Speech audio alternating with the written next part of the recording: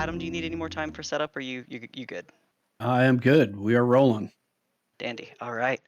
So, it's been a little bit. Who is interested in receiving 2 points of inspiration for recap? I can certainly do it. Is it just of last time, or is it?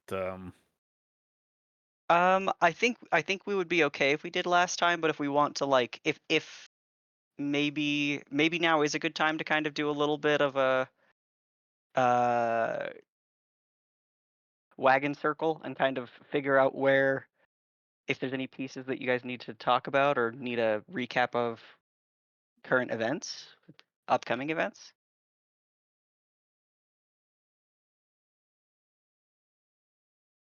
I just didn't know if you meant like summarize what we've done in its entirety, or since we got to the Feywild.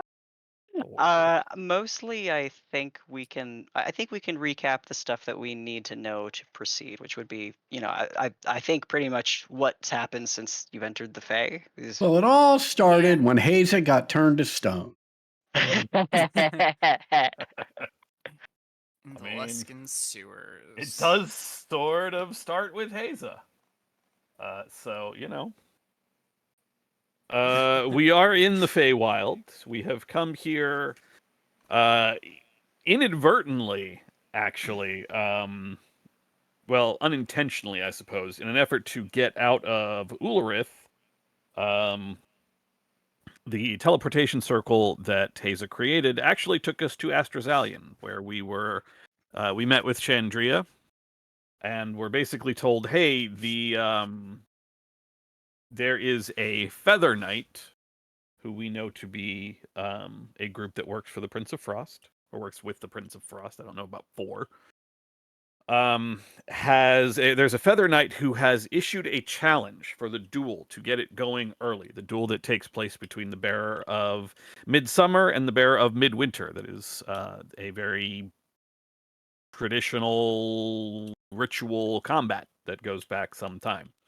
The lack of which is supposed to do bad things for the Feywild overall, to the Great Tree, and potentially release, if I'm remembering correctly, release an individual who may or may not be imprisoned within the tree. To that end, we accepted a guide in the form of our new Furbolg friend, Finny, who was going to guide us through the Feywild and into not directly to Senelise, but to an outpost that would then take us to Senelise. We found the one thing we ran into on our trip to this outpost, whose name I do have. Oh yeah, that guy. Sweet Wallow. Sweet Wallow Outpost. Sorry, not Sweet. Sleet. Sleet. Yeah, the name that I wrote down and haven't been able to say correctly since. Yeah. I can see how that would be a problem.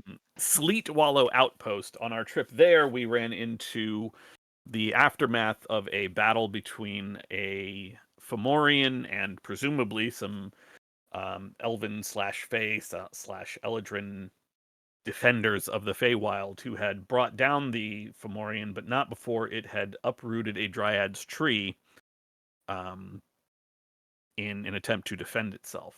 The destruction of said tree resulted in, I believe it was called a Drybark Dryad, something like that, which was the one major encounter we had before arriving at Sleet Wallow. When we did arrive at Sleet Wallow, we found that an individual known as the Winter Warden had come and was sort of overseeing everything going on there. I guess there's also the important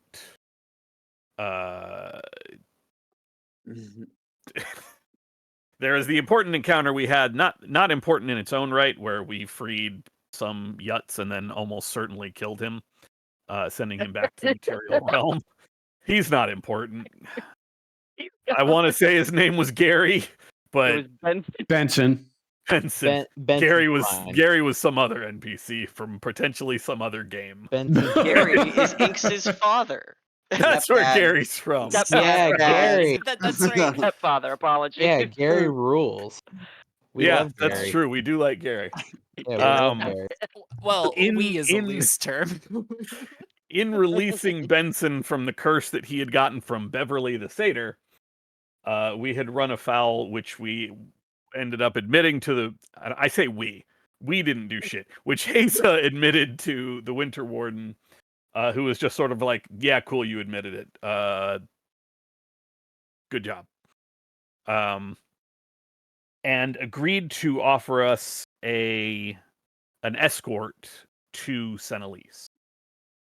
It was also made clear to us that actions since we have come into the Feywild and that we take going forward would serve to create some sort of invisible standing among the creatures of the Fey. And once we got to Senelise, if that standing is not high enough, certain individuals will literally not be able to see us. We will be invisible to them. And so to approach the highest of the high, you need to be worth their time. You need to be important enough.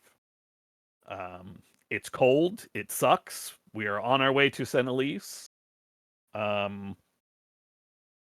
With the understanding, given the conversation between Haza and Ulvius, that Haza fully intends to partake in this duel and win, to take Midwinter from this Feather Knight. Although that is not as much known among the rest of us. I think that was a conversation just between the two of them.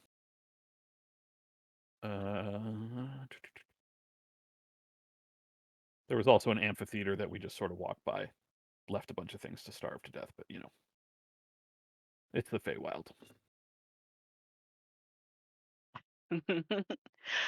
Thank you. Going over my sorry. Forget it, Torek. It's the Feywild. Far more and most importantly, of everything that has happened in the last couple sessions, we got to see Ulvius's magical summoned tea house that we all got to chill in, with rooms for all of us. Yeah. That was very lovely. What did I call it? He can create a huge tea house - hotel - bed and breakfast. - athletics field training. Yeah. Yeah.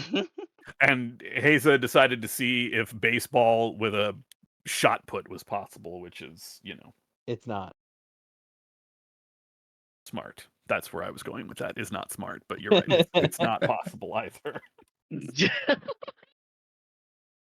And that's it. That should get us. That's about where we are. I think the last conversation I had was a brief conversation with Ulvius, basically like laying it out on the table. And also Hayes' just overflowing appreciation for the fact that Ulvius is like, no, I'm here to help you. And that's about it. Ulvius thinks this is all a bad idea, Yep. but is still here. That's the important thing. Thank you, Adam. All right. I feel seen. My general attitude in life. Nah, I think this is a bad idea. Still doing it though. But I'll be Right. here. Right. Yeah. You all seem invested though, so whatever. Yeah, you seem to really care about this. And I love you, Chuckle Fucks. So. Well, all right then. In that case, so as we begin, we are going to actually open on the visual of sunlight over crystalline blue water in a lagoon that is so blue in its color it feels like it needs a more cerulean word for cerulean. And upon the sands of the beach are tiny crystalline fossils that glitter in the daylight. It is dazzling here on the shores of Mount Celestia. There is grand forest between the beaches where we are for the moment, and the tall, scraping mountain that is the home of the gods and the heroes in their afterlives. And on this beach, there are three people. There is a human man who has sort of outgrown long blonde hair and sort of built tall, broad, and has the wear and tear of someone who is very experienced in combat, but the face of this person is that of a fairer youth, someone who is probably under 30 years old. And then walking around them as well is a much more matured individual in his appearance. He has a youthful expression, the same blonde hair but trimmed short and kept clean and neat.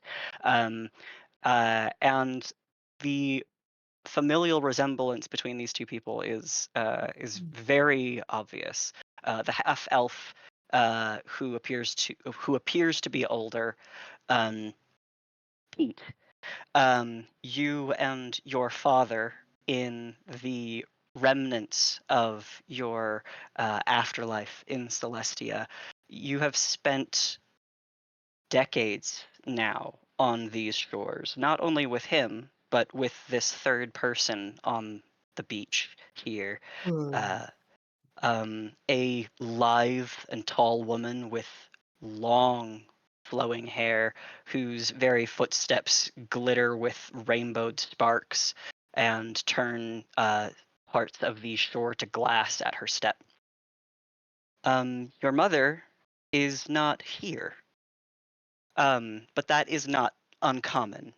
Your mother has blood that takes her to other places, and her celebration of her life lived is vastly different than the one that you and your father have taken. Um, let me see. But in these decades with him, in the learning about a man you've never met, and the reconciliation that has come with your time in life and your time now in this plane that is designed for you to unburden yourself from the strains of mortality, you don't have an easy time doing that. And Lyra knows this. And on this point of a morning that is an infinite morning, as you are all basking in the cool light and genuinely once again being just enjoying the awe-striking uh, scenery. Lyra, without looking at you, speaks directly into you, and you feel her find that place within you where you feel restless.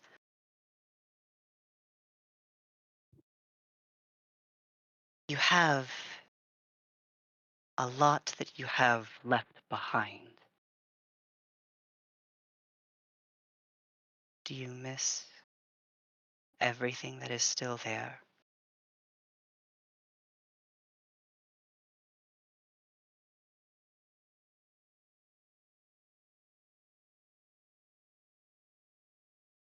And as that like sits in the pit of your stomach, you truthfully, I don't think like in our epilogue, Pete doesn't necessarily leave mortal life with many loose ends, but you know that there is someone that you have a deep and bitter, unstilled resentment or fear of, you know, is still capable of causing destruction and harm, not only to the people of your home of Brokevale, but of your friends who are still alive. You picture Zira's face and the different ways you've seen it before. What does that make Pete feel just then? Is he just focusing on Zero's face? It's up to you, I suppose. You can think about many things. We'll stick with Zero for right now, just to make it simple. Yeah. Just a rage. Yeah. The rainbow flames that sort of protect the goddess's feet, you feel that there is warmth from her constantly, but when that rage flares within you, there is an abrupt coldness that begins to feel within you. That connection to her feels darkened in that moment.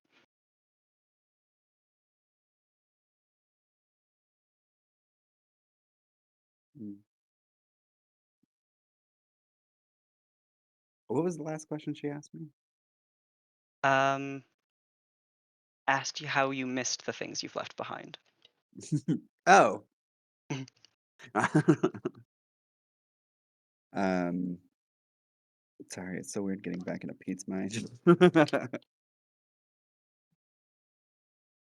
I'm.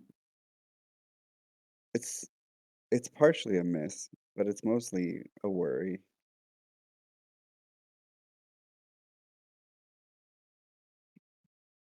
You feel that coldness begin to melt, not into something bitter, but sad.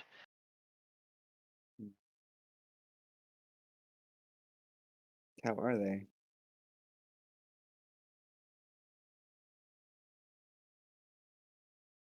Lost.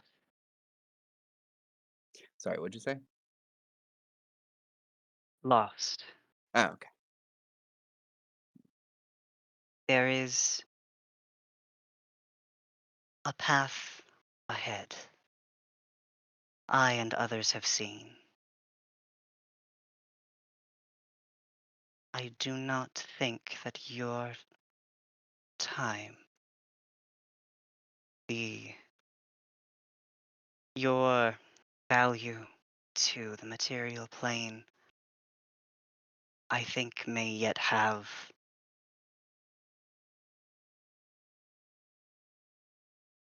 there is time left where you may find peace. You here in this feeling. And when she says that, you feel that rage within you turn again, and just like roll within you. And she says, "This is not something that you will be able to abide."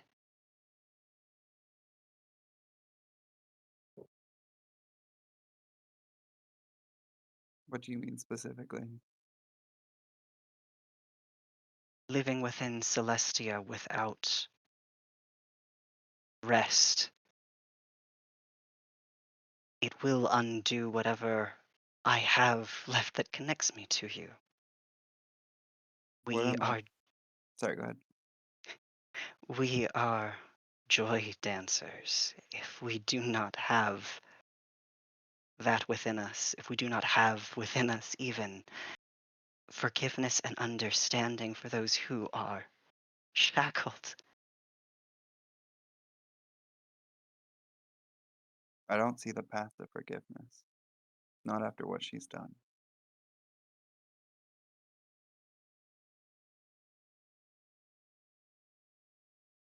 then I am going to send you to find it. And you feel her eyes fall on you for the first time. And the first time you've ever met her, you were embraced by nothing but warmth, but you are feeling a sadness. You are feeling that same loss she was speaking of. you know, even with all the time you've been here with your father, what about Mount Celestia brings Pete joy? It's a great question. Yeah. I would say the happiness of others and the deeds that he has done in his life to earn this place. Um, he knows that it is his work that has done such good in the world, that he's even allowed here. So, in a way, his past.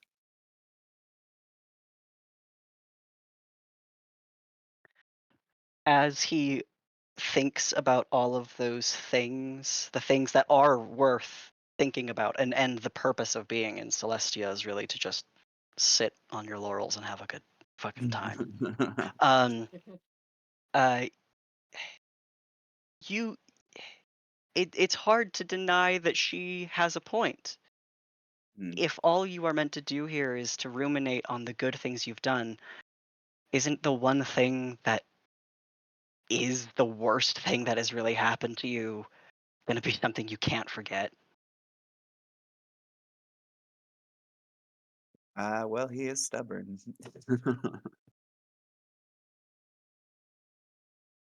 And when he kind of has that realization of like of himself, just just that thought of I I'm stubborn.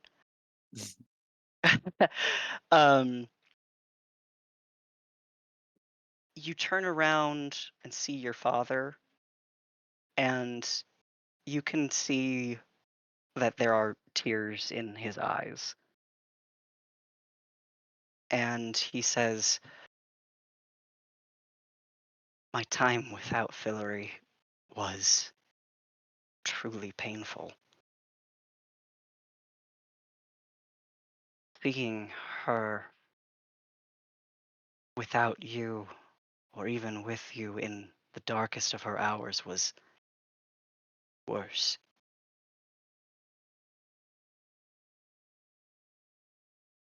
I only rest now knowing how much she has given for you, for Brokevale, and knowing that she is now trying to find her peace in death."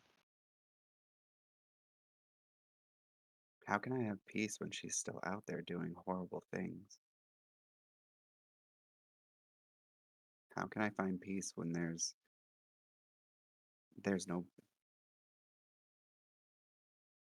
it's it's for every good that I do, evil she does.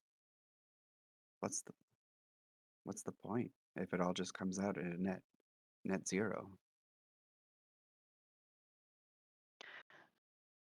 Your father makes the effort to make eye contact with you and says, "Zero is always better than a negative." But she turned from that path. Do you think she could? I suppose everyone could. The likelihood is a different story. And though, is she worthy of forgiveness? Are you willing to offer it to her? A slim chance.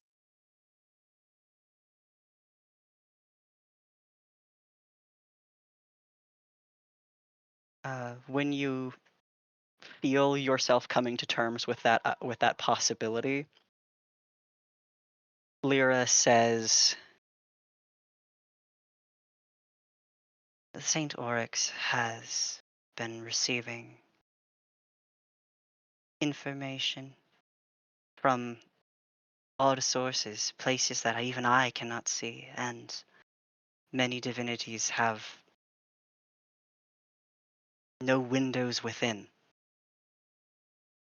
somewhere there's information she is receiving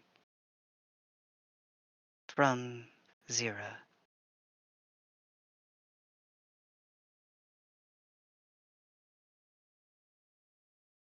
Do you know the nature of this information?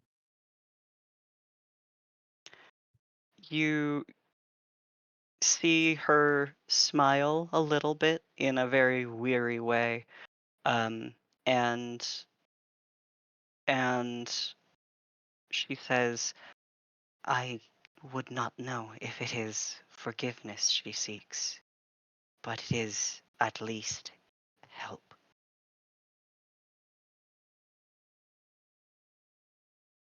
She's on the right path. And that's a higher chance I'll forgive, but I don't know if she's capable. I cannot give you flesh again, but I could help you help your friends. Anything. She draws her hand out for you to take. Yeah, he'll grab it eagerly. Maybe a little too quickly.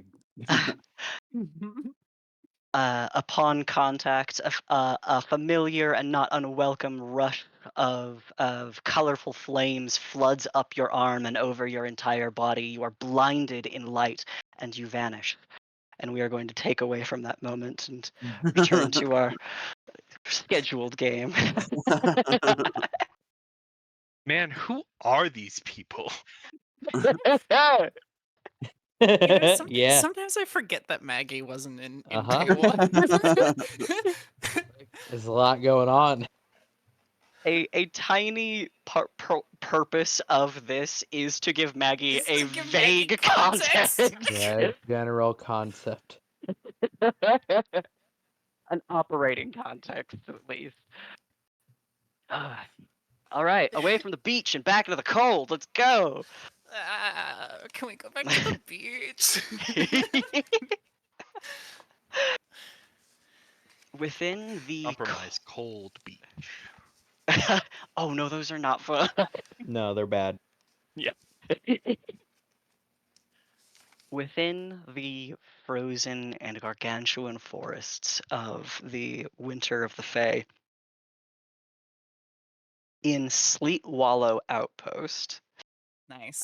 Nailed it. yeah, Mhm.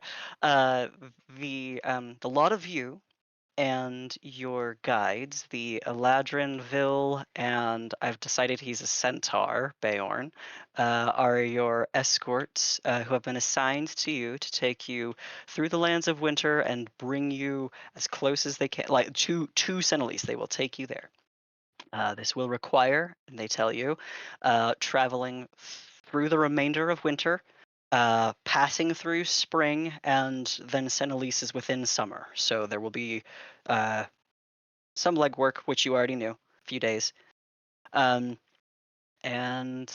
they report that they intend to, well, both of them are actually resistant to cold. They do not need any protective materials for winter.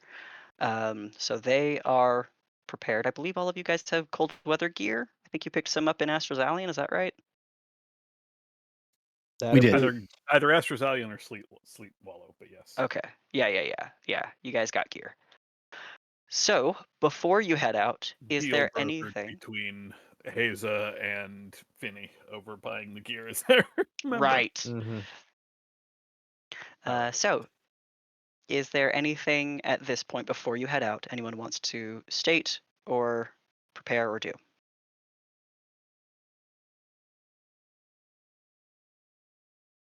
Okay. With all of your gear packed, all of your magical artifacts upon your tiny party. Oh god, I forgot I had the broom. Mhm. Man, sorry, go ahead, continue. You all head out into the snow. Um, the the Fae who are of this place have a very easy time navigating this terrain and moving very simply. Is there anything anyone wants to do about your traveling, pass without trace, or stealthing, or anything you'd like to state to do? Yeah, I think uh Finny would pass without trace on us. What's the limit to how many? You get to do it for free with that stick. Oh no, I mean I meant like a number of creatures. It's Oh. about how close they are to you. Oh, it's 30. Literally anything within 30 feet of me. Cool. Yeah. Yeah. Pass without trace. Awesome. Yeah. Okay. More of these odd woods as you as you continue on your path in a direction none of you guys can detect. Northeast, southwest is a fucking mystery to everybody here. And following any celestial bodies does not necessarily help. Looking up, you're either obscured by vague cloud cover, but mostly tree cover, and then objects that were within the sky when you got a chance to see them when both of those happened to be parted are not there later. So, in your hours of passage, the only thing that begins to dictate when you must rest is the weight of your own bones and the snow melting into water, then freezing onto your clothes and into your clothes as you travel. Is there anything anyone is doing to prepare against the cold besides? Well, I guess you have the cold weather gear, but is there anything anyone else needs to do? Ulvius would like to complain about the cold. I mean, do we actually spend the night in the cold, or do you just open up a door to your tea house? Well, I mean, we will see when that time comes whether Fair. or not I still have a 7th level spell slot. Yeah, that's true. Okay. Actually, I'm riding high on the winter ears and eyes that I got from that shrine. So I'm looking at everything. I got +5 to perception and survival currently. Hayes Yeah. is seeing far too much right now. I think you are getting a rocking sense of the depth of the Fae. Obviously, you're aware of the minuscule creatures that exist in our world and in this world, but now you are way more aware of how much closer these ones are than you thought they were. Like, holy shit, they're always like just 10 feet away from you at all times. You find yourself catching sight of pixies and very small, flighted, intelligent fae, like with some consistency, even in the cold forest here. At one time, you catch what would appear to be a flurry of snowflakes that is following you all, but your acknowledgement of it disperses. Hmm. Let's see. All right, and with that, your first day of travel will finish without a secondary encounter from that thing. How would you like to rest? Oh, I'm stacking up those sugar cubes and bringing forth the traveling tea house. Not staying in this cold. That's nonsense. Yep. Thank you, Alvius. Yeah, sure. Okay. No problem.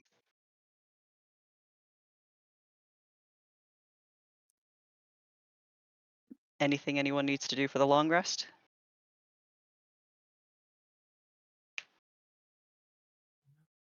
For me. I think so. Okay. Sorry, 1 second. Miles is. Oh no. Okay. All right. Okay. All right. So the next morning, let's get you back on the road. after your first, well, let's do this instead. It's been a hot minute. Toric, how are you traveling? Is there anything that you are doing on this day while you were traveling? There's no point in trying to map this place, so he's not really doing what he would usually do of looking for landmarks and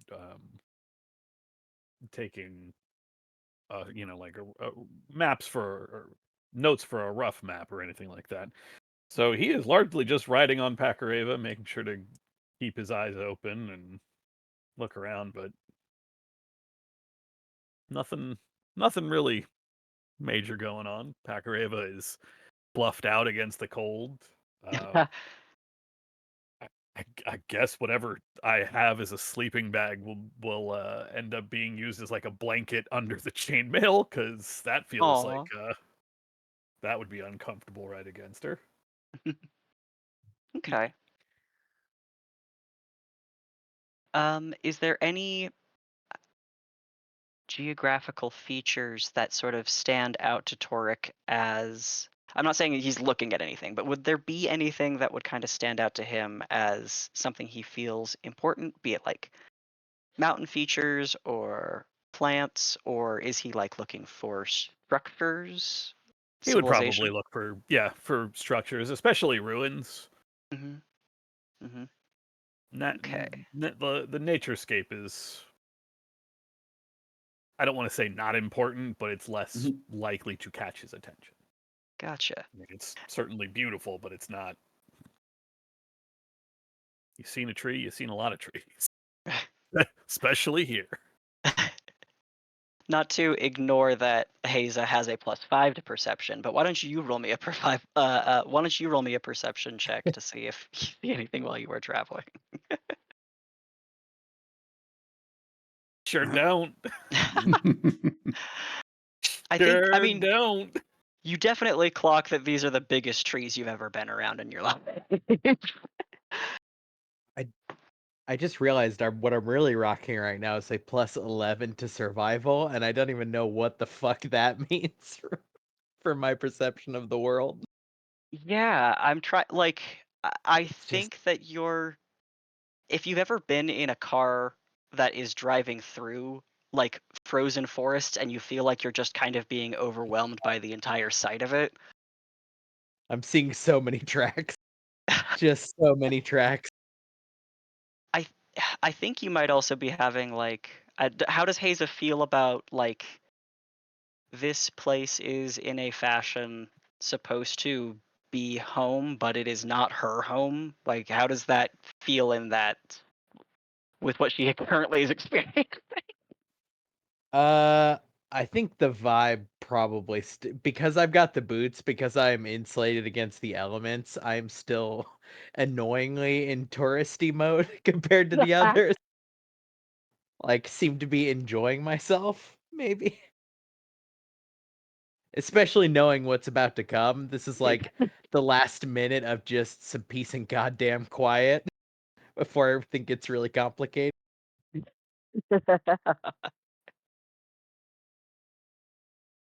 Inks, how are you traveling? Sorry, I'm muted. Oh, sorry. Yeah, I can pick someone else if you want. No, it's okay.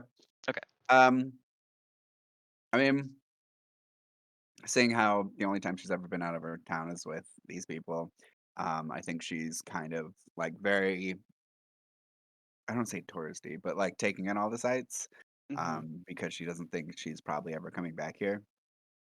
Um, yeah, just looking at everything this world has to offer. All right.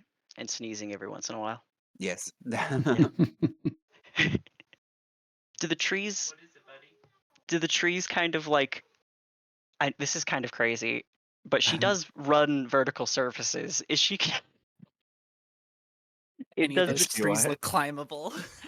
yeah, how excited about that idea is she, I suppose? I think she would definitely from time to time like run up and do some like ninja shit just to Yeah. I don't say catch up because she's certainly not gonna fall behind. She's the fastest. Quote, scout the area ahead from a Or that. vantage point. Yeah, that sounds great. And it's just an excuse to like. It's just to like Show load the off. tree. Shocker, Inks is showing And off show again. off, It feels icy, but your knife boots come in great work. Like. All right. Godric, how's your walk going? I have an idea, and it's a bit of a stretch. And one of my oath spells at level 3 is protection from energy. That's a very specific. I wanted to try. What do you think Godric could try to like make an aura of warmth for his friends? Well, let me look at the ability. I mean, well, the ability obviously can't do that. Well, I would like to like read the ability. Do I know if it's even vaguely what the ability it's just does? give someone cold, resistance from a type of damage for an hour and it's a concentration spell. But just okay. kind of like channeling that into like a paladin aura, and like it's one of my oath spells specifically, and I'm just trying to keep my friends warm. I would be happy with you doing that, but you would need to cast the spell. Yeah. Okay. I would think that this is using up a bit of my magic to do, definitely. So. Yeah. And I'm going to. I know this is silly, but I think I'm going to give a point of inspiration to everyone for the benefit of having had an hour in the warmth while traveling. And Nice. that includes you, Maggie, for coming up with the idea. First Thank you. inspiration Mission about that. accomplished. And let me see. Finny, how are you experiencing? Definitely walking as far away from the escort of Eladrin and Wintercourt folks as she possibly can. So probably just like in the back with whoever is taking up the caboose, just looking around for danger. If there are any like little mushroom colonies or whatever that are like just kind of gripping to a tree or covered in frost, she'll go ahead and like go around and like cut them off and like put them into like little soil things in various pouches she got on her.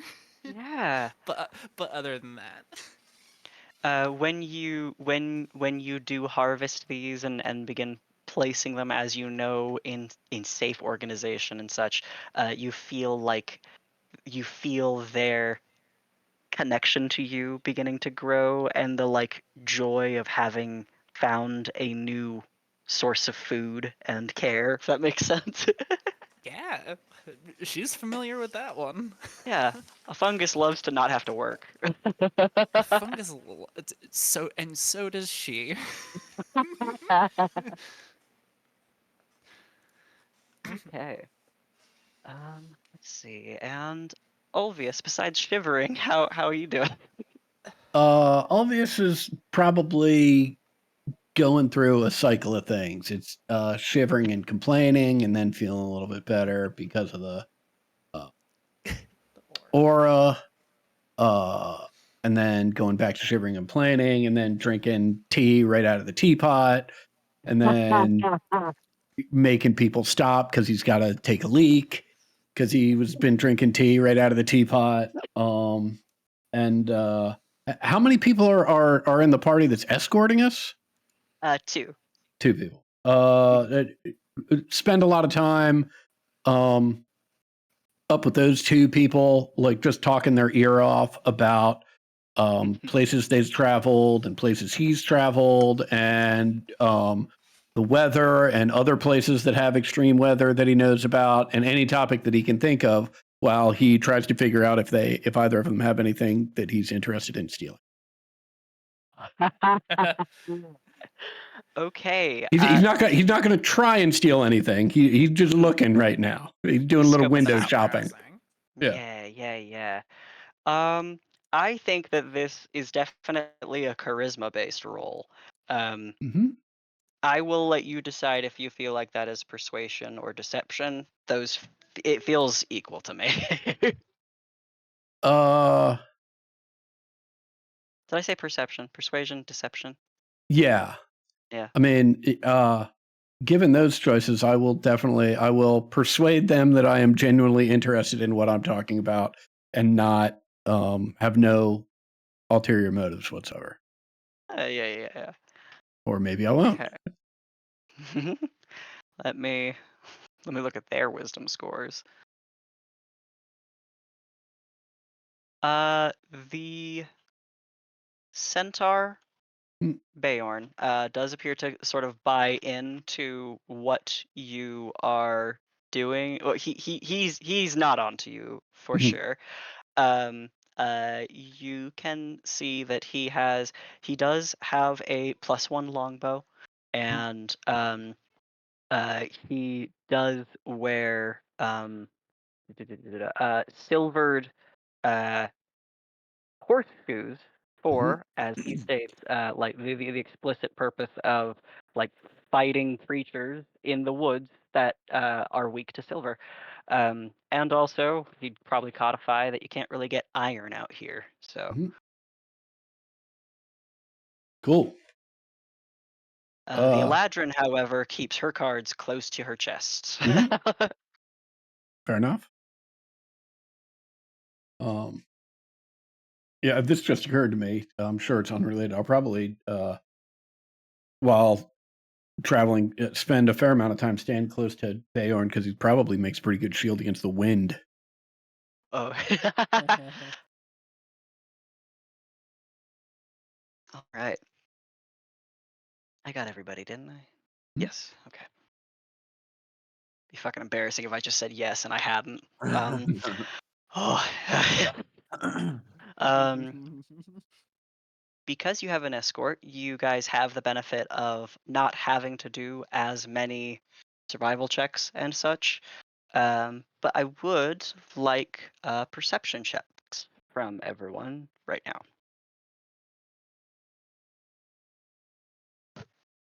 Hey. 20 technically. Yeah, my Yeah. my perception's perfect. It's fucking cold. Cold out here. Cold out. Olvius, if you keep on complaining, I will turn a square mile of this whole wasteland into summer forest. Please, it's not that bad. Wait, was that a threat? Right. All or- I've got to do is keep complaining. Yeah, that seems great. As you are chatting about setting the forest on fire, Inks, you within a tree can see some like dark figures, 3 little figures that are sort of darting from tree to tree and triangulating a little bit closer to you guys. Little fuzzy black masses that, as they get within about 50 feet, Haza, you also start to like see the shapes moving. And when they were about 40 feet away, you and Finney and Godric all see 3 oddly spaced out children, are of in height anyway, with like dark hair, and all you can really see is like the glint of their teeth. Um, uh, and they're sort of standing next to the trees, watching you all. The escort says, the escort tells you all to move quietly. We're going to roll the stealth check with the +10 for pass without trace. Hell yeah. Hey. Oh, fuck. Whoa! Oh my god. Hell Whoa! yeah, Whoa. Maggie. What? Dang people. That's funny. Look, I'm some so of us. confused as to why this bulky armor is somehow quieter than the silks I was wearing before. I don't know. You keep it well oiled.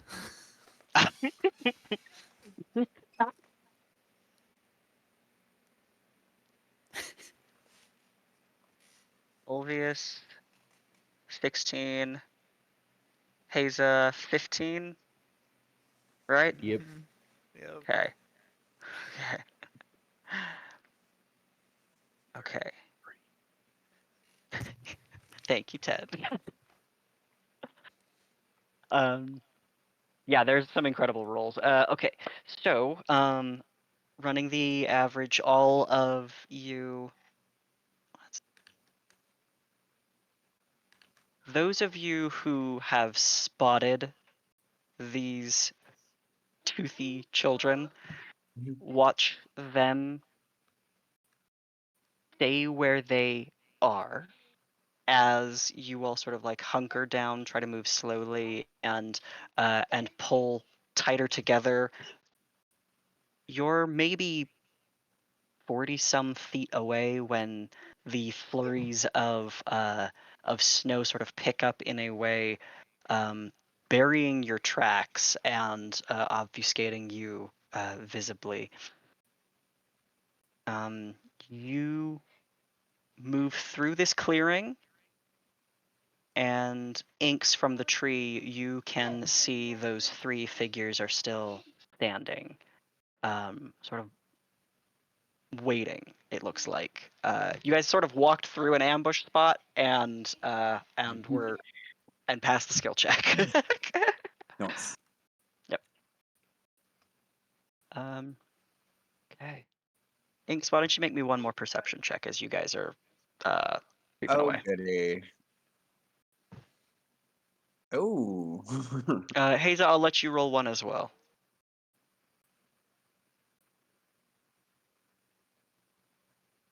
So that's a 24. Okay. Okay. Those little figures stop moving and do not move. And Inks, as you are climbing from bough to bough in trees and hopping into the next and then climbing down, as you meet up with the rest of your group and sort of look over your shoulder, Haza sort of looking behind, these grayish figures sort of ice over, stop moving entirely. Hmm. Hmm. Would would any of us have a inkling of what those were? We can roll a nature check. Anyone can. I will let anyone roll. Oof, 9 on the nature. All right, Okay. Haza, all you. Weird. Yeah, I mean, there's no shot Ulvius saw them. So Fair. Okay. Toric, you're hitting the DC, so anyone who rolled higher than you also can Nice. have this information. Orphans of the Black are frequently found mortal creatures, mortal children that have found their way into the Fae and have taken in with the magic rather than been expelled by it. These creatures are Fae, but have been changed into Fae. And Haza,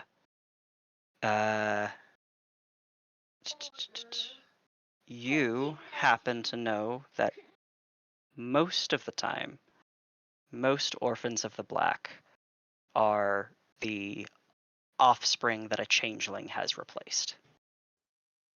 Mm-hmm. Yeah. I will let out at the very least, like, yeah, we're being followed by Orphans of the Black. I don't think I've ever heard of that. What are they? Lost children. Finny like takes a very long drag from her pipe and like blows smoke in the shape of one of the like weird toothy children in just like a silhouette. I, I mean, I'm not like that. No? I mean, I haven't seen myself in the mirror in like, oh No, gods. these are, I think, usually human, but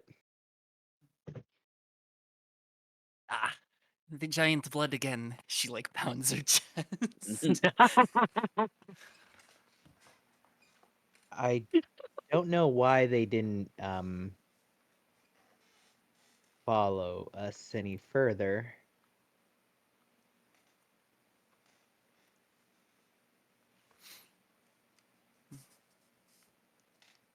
Unless we're Maybe. going into the territory of something else. Or it's because we're incredibly fucking sneaky. I don't think I'm sneaky. Well, Yeah, but there's magic to compensate. That's true, yeah. Finny like points back at her footsteps where like little silvery clouds are just like filling in the snow where they went. Yeah, I did the thing. I have some help. Yeah, I guess I'm just not used to that Kicking working. ass. What? No, I'm used to kicking ass, not used to being able to walk by anything without it knowing we're coming. You're right. As I was saying it, I Yeah. realized that I had misspoke. I was Yeah. meaning just doing a really good job at Yeah, something. just crushing it. But way to go, team. Yeah, well, Finny, I guess, but the rest of us Oh, by extension. yes.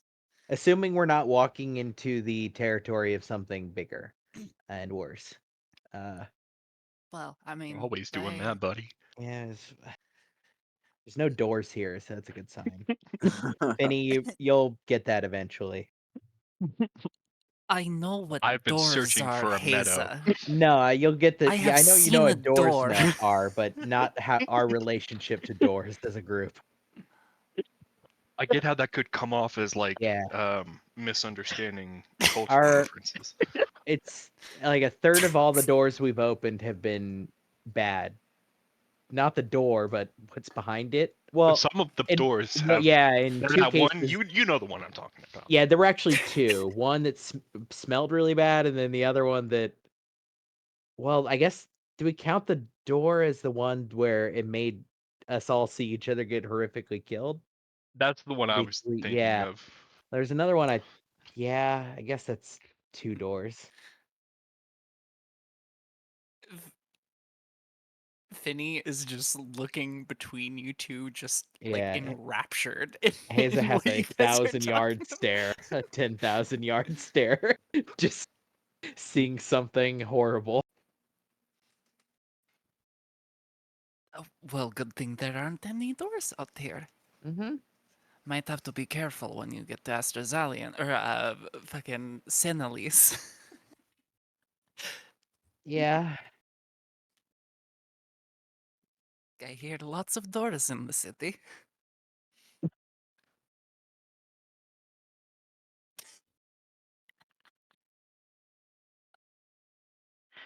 As the conversation is sort of winding out, the trees that have been subtly thinning, subtly shrinking, begin to open into more meadow, and patches of green begin to peer up through melted pockets of snow.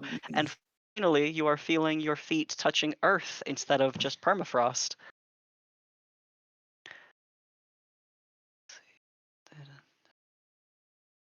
While you are walking into what feels like perhaps the evening, let's see, what the hell does that note mean? What the fuck does that note mean? I sorry. Okay. Anyway, What did Uh, now you have to tell us what it says. I mean, it says +1 to status. What status? What status? That's not a function of this game. I yeah, truly can't. This is my own notes too. That's why I'm upset. Statuses we need for people to see us. Yeah. I think that might have been the thing it was, but I didn't term it that way elsewhere. So thank you. Okay. With Guys, I think we might be a little easier to see now than we were a moment ago. not yet. We're getting there. Because we're in an open field.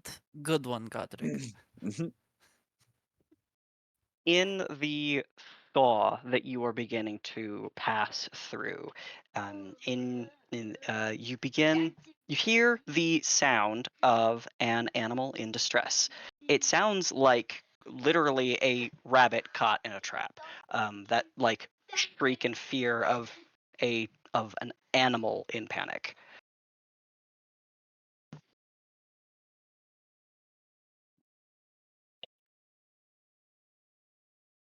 Getting, let's see. It is off of the direction you are headed currently. Is anyone interested in going to see what it might be, or are you just walking by? I'll scout ahead. All right, roll me a perception check. On the tree line. All right, and I'll have you roll stealth too, Okay. Ooh. And if you're going stealthy anyway. ooh. Well, shit. Well, the good news is it's not hard for you to see. Hooray. Yeah, you follow the noise, and you see a small, like brown furred rabbit caught in a like hunting trap. And also, very notably, this rabbit has a golden unicorn horn sprouting from its brow. Also, with that stealth check, I like to think it's just a bunch of leaves and branches like falling on the ground beneath her. You just gasp think out loud. you Oh think my you're god, it's so cute. Right. Inks thinks she's killing it up there, and meanwhile, there's all this debris falling to the ground. You've been able to see the trees she's walking in every time. Yeah, I'm probably gonna go free it. All right. Do you want to roll? Do you want to try to identify the creature, like as you're looking at it? Might as well. Yeah. You can roll a nature check. Hey. All right. You have heard of an Almirage. Those are like a mythical creature. Like it's like a fairy tale animal, honestly. Uh-huh. I mean, the simple of it is that they are kind of magical rabbits with the unicorn horn. It's rumored that they may grant wishes, but that's just Ah! I don't know. Another wish in the bag. Maybe. Yeah, just You kind of do for ya? coming up to it, just slowly with the hands up. Hey, little guy, it's okay. You're magic, so am I. We can be friends. Interesting. Why don't you roll me an Oh, animal God. handling check with advantage? Okay, cool. But hey, thank God for that advantage. Okay. Yeah. All right. As you would expect, when a goblin approaches a prey animal, it does immediately panic. However, you are a good and tender soul, so A smiling goblin. Oh God, don't bring up the smile. It's so bad. obviously the animal is in a panic, but is as you kind of like put a hand on it and feel that animal's racing heart, it has stopped like running. You know, it's still Mm. panicked, but it's not biting you. Oh, good. And this is a very simple trap. You would be able to undo it with your thieves' tools. Yeah, that was my next question. Thieves' tools check. Sure. God I don't damn. think you can fail it, so And bam. Yeah. Hey. yeah, deftly with one hand. And this little creature, once freed, you feel it like tense and ready to like spring off and run. Do you let it go, or Yeah, I'm gonna let it go. all right? Fires off and darts into the greenery, and is gone. Okay, well, it's nice meeting you. No need for thanks.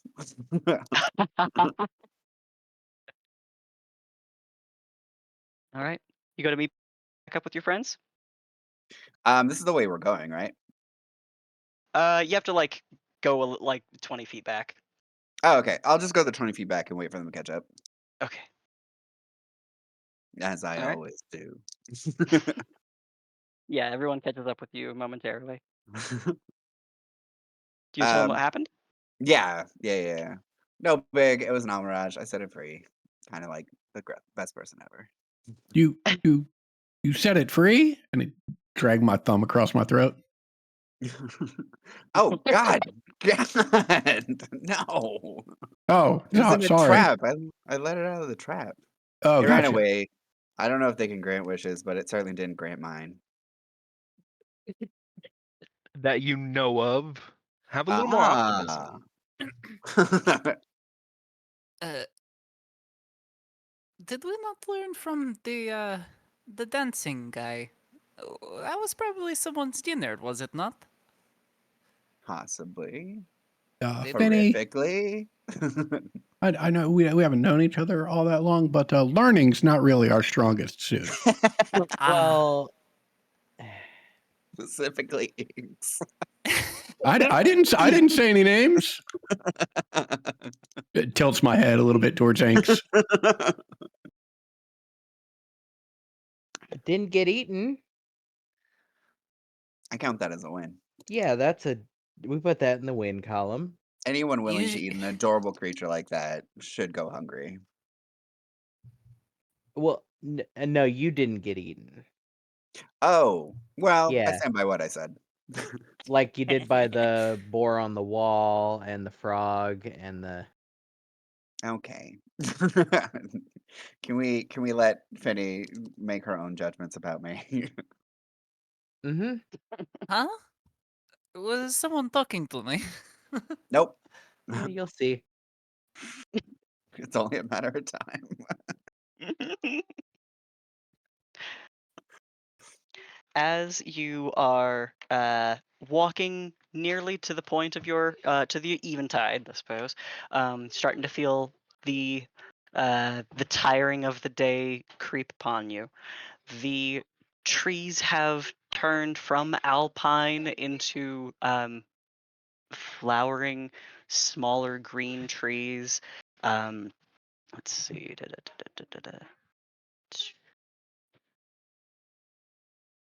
Perfect. Okay. Um, Setting up for the evening, Haza, while Ulvius is getting his ritual prepared, you and I think Finny also has high passive. Is that right? I should. Pass I think perception. this is the first character that has good wisdom in a while. Nope, 15. He's no Zira. That's all right. Haza, you see like eyes within the bushes. Not surprising. You see something sort of glittering as well. And the more you're kind of like keeping an eye out for it, you see another horned rabbit, another almirage within the bushes, sort of watching you. You see another one as well. There's like 2, maybe 3 that are like in the fringes of the clearing you are all within, occasionally darting out from the undergrowth to kind of look around and then back under for safety. Do we all see that or just Finny? Just Haza, whose perception is higher. Or Haza, excuse me. Yeah.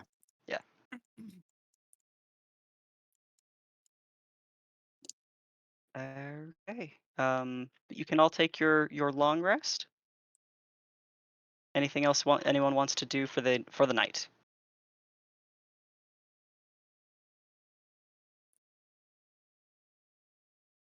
Okay. Spell slot back for pass without. Oh wait, no, I didn't use a spell slot. I could do that for free. That's right. Yeah.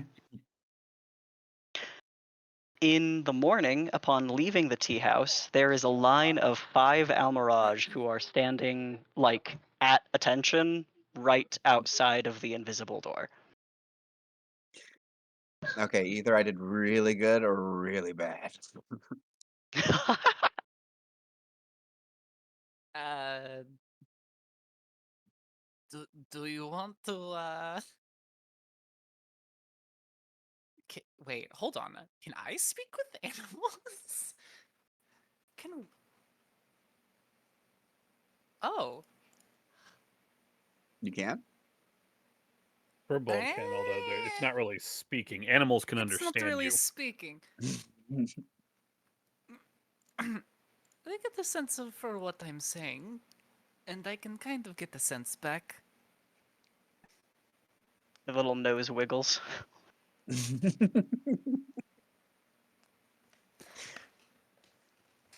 Uh, so did she do really good or really bad? Finny will like lower herself all the way down to like crouching in front of these things. One of them sort of like stretches up front paws like near their chest and sniffs at you in kind of a like decent animal greeting. They seem to be like happy. Okay. Finny just like from crouching just thumbs up behind her. Yes. And so why did all you come to our camp this fine morning? It was not one, right? She jerks a thumb back at Inks. uh, one of them bows down to the grass and bites from the grass a four-leafed clover that is sort of then lifted up into the air. Uh, Finny will gesture to the clover and say to Inks, "Well, I think they brought you a gift." I look at the rest of the party as I'm like walking over with a little smug smile on my face. That's 2 gifts from the Fae. Thank you very much. Say, Suck Inks. up. Uh-huh. Maybe if you're going to take that from him, you should give him this, and I'll hand him a sugar cube. Ooh. Yeah, Yes, good I point. will grab the clover and then put down the sugar cube. Instead of giving it to them, I'll just set it down for them to grab. Mhm. Rabbits actually do have have a sweet tooth, but I don't know how well they handle sugar. But in this fantasy world, they'll enjoy the sugar cube. Oh, God. These also have a unicorn horn, so. I gave the rabbit diabetes.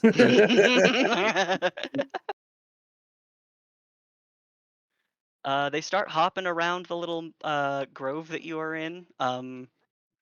They hang around until you guys like pack up, and then when you pack up, they start following you.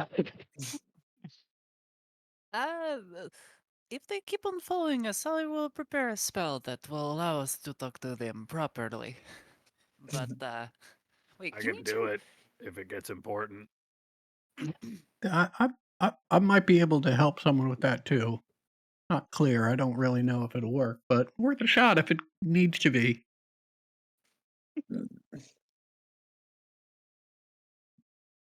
Within your hike, as you continue, a couple of hours pass. You think one, maybe two more Almirage join this pack. You're up to 7, then 8, and they just keep. We got a real trouble with triple situation brewing here, folks. I'm Hey. all for this. I have too. More. I'm Has riding a anybody- giant weasel. To be honest, I'm surprised they're following us Yeah, because this is about Pekreva to- is hungry. I'm just About kidding. to be She a doesn't. fucking nightmare. You will not Nah, touch the she's- Almirage. I am their queen.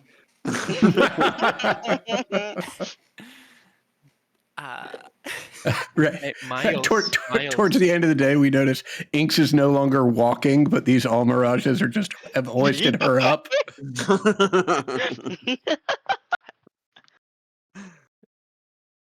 There is Alright. like a chair that one of them has brought out from the Oh my forest. It's all like God. overgrown, but they're like carrying her on it. Could you imagine? Strong creatures. Yeah. Has anybody asked the the centaur and the Eladrin about this? Oh yeah. I forgot. It's a good call. I like us flying by the by the by the hip. If I'm honest, you by the. I also like that they haven't said anything. Must be a Yeah. common occurrence. Between more of them joining and them not saying anything, Finney's gonna like walk up very sheepishly and be like, I didn't. I mean, Inks didn't. That's normal, right? The Eladrinville says they're quiet, but they may attract company. And she kind of looks around, and you see that her attention is caught by something in the woods, and she draws her bow. We're going to get into a combat here in just a second. I've just got to feed my kid. Hell yeah, hell yeah. I'm excited And about the combat, and but I'm also make also it's good that 10,000 our kid's Almirage getting fed. tokens. It's important to save every single last one of them. Protect them with your lives. We need a silo of poisoned wheat. Nice.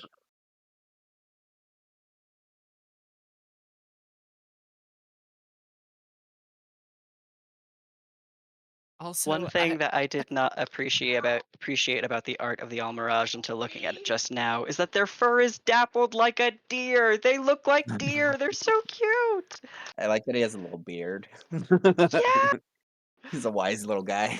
they're so adorable. wise little dudes. That's so cute.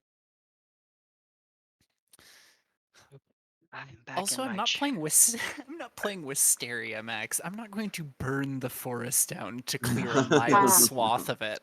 I specified a mile for a very specific reason. Ooh. Yes, Oh. Mirage Arcane. Let me look up how much I have to upcast bless to get all of these Almirage. Yeah. 7th level bless, 7th Yeah. level bless. Oh, this is so pretty. Hell yeah. Oh, not you. Yep. You're not supposed to be in that section of the map of my notes.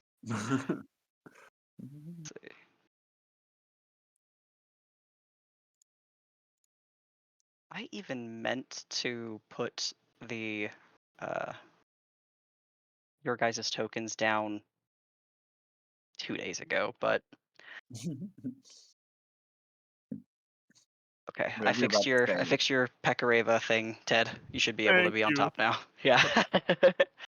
And I'm gonna put down another Pekareva token with a sticker on it for the Almirage. Cool. All of them, or like one for each? This will be the mass of them. Is that Okay. all right? Traveling in a pack. Yeah. All right, we form a circle.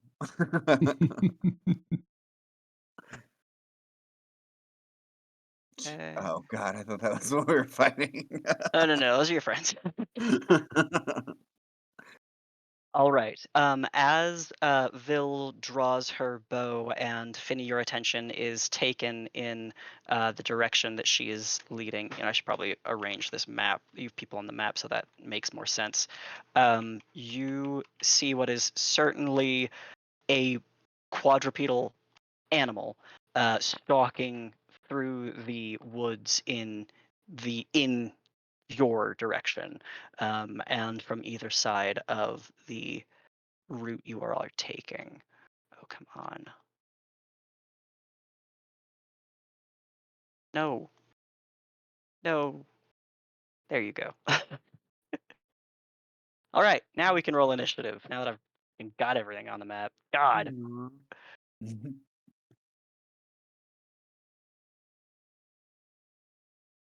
Ah. Oh, garbage initiative. Damn. Single digits to protect my babies.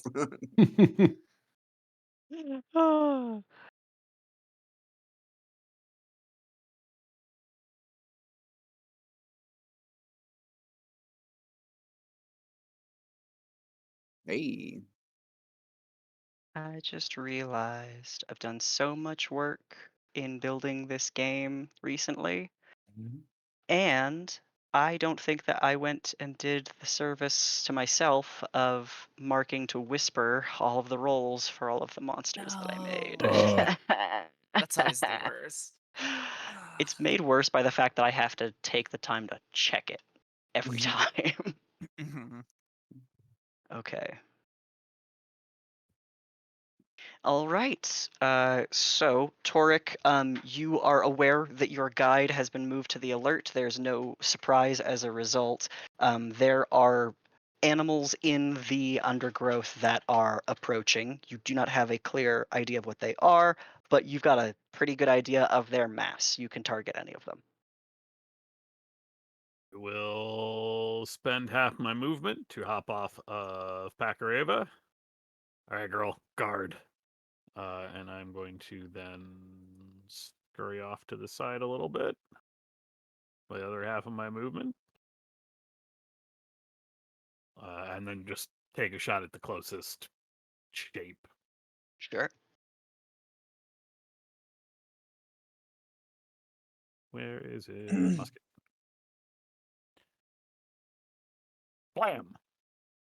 That will hit. Make sure I have all my. Okay, that should roll. Yep, it's been a while. I was trying to find my tools of the trade, but it's on there already. All right, awesome. All right, 17, pretty good. Second shot, same target. Yes. And last shot. Whether it is still up or not, just Yes. rapid firing into the same spot. All right. Ugh. 1, 2, 3. You hit 3 times, and you hear what is distinctly the sound of a canine, like a large canine of something, yelping in surprise that is struck, and then a snarl of anger. You've bloodied it. Hey, get out of here! And then Pakareba will move up to guard like she was told. All right. I think with the Fae being split by the sound of the musket, the creatures make themselves seen. They are wrong button.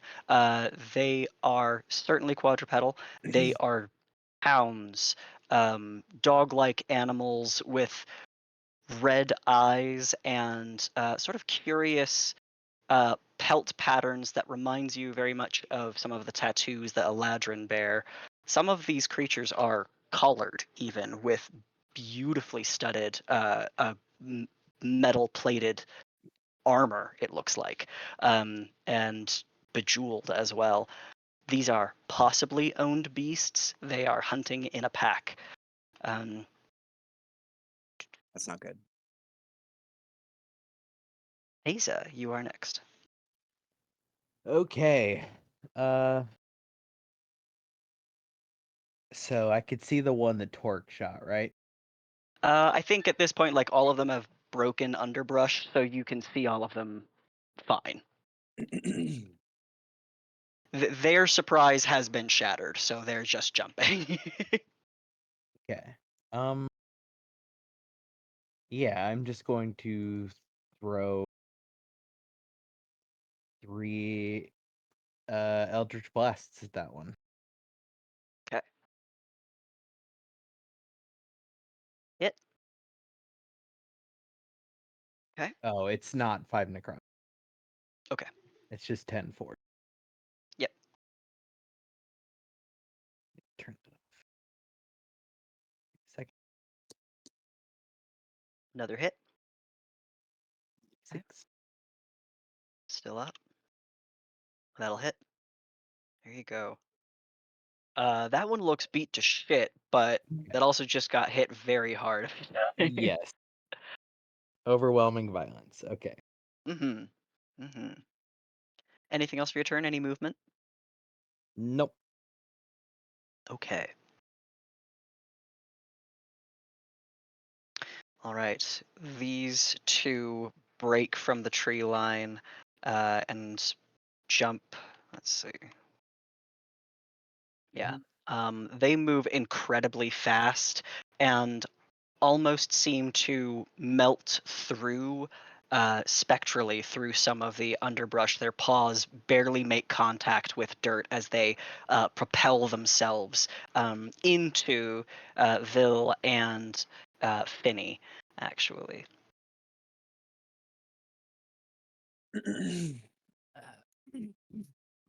As a reaction, I'm going to the one that's attacking me is gonna get choked up with spores. Okay. The one that attacks Vil, she batters back with her with her enforced longbow. But this one takes how much damage? It needs to roll a con save. Okay. But 1d8. Okay, it rolled an 2. 8. Okay. I rolled a 20 to hit you. Is that going to hit? That does. Okay. That will be 28 points, Jesus, of piercing damage, and I need you to make me a strength save. 7 and then boop. 14. That's not good. Okay. Yeah, he pushes you to the ground and is like on top of you now. This hound is a medium creature, so it's like 5 feet tall at its shoulder.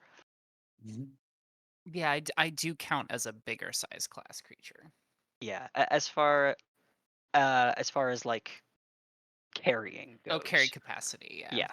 And Yeah. weight you can pull and drag. Not. That's so funny that it doesn't work the opposite way. I think it's like because you're still technically small enough to get knocked over by a different Yeah. medium-sized Mhm. creature, you just got enough density to carry more. I don't know. I'm with you. That is kind of weird when you phrase like you're kind of right. Okay. Well, they don't have multi-attacks, so Ulvius, it is your turn. Oh, the Almirage on their action are going to dodge back here. Yeah, I will target the two that just charged our party and I'm going to cast a spell. Since it's an enchantment spell, I can hit both of them. All right. Ooh. They could not in their wildest dreams make a DC 20 intelligence saving throw. Okay, and you're targeting the ones closest to you, is that right? Correct, the two that just charged us. All right. Does Mind Whip do anything? Have a secondary feature? It does. In addition to taking the damage, they can't take a reaction until the end of their next turn, and on their next turn, they can only take one of move, One action, or bonus economy, action. Yeah. Awesome. All right. That's Okay. awesome. Okay. Any bonus actions? No, but yeah, Pekareva. Torix said to guard me. That's it. All right, Godric, you are up. Okay. Godric is going to tiptoe very carefully through the pile of mirages and come over here. I think, yeah, I think I'll take one further step here and see what I can do at range, I guess, because I don't want to run up there. Because then they're. I guess Well, that will keep them further away from the Almirage. Oh, you're right. The whole point of the front line. Yeah. I've got plenty of movement. I don't need to be that close though. Way to get goaded into it, Godric. Yep. You fell right for it. I sure did. Yeah. Twice. That'll hit. That will also hit. All right, that first one is killed by that attack. Okay. Sweet. That's it for me. Okay. All right, Finny.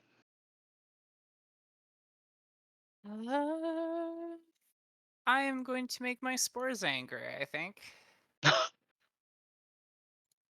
Yeah.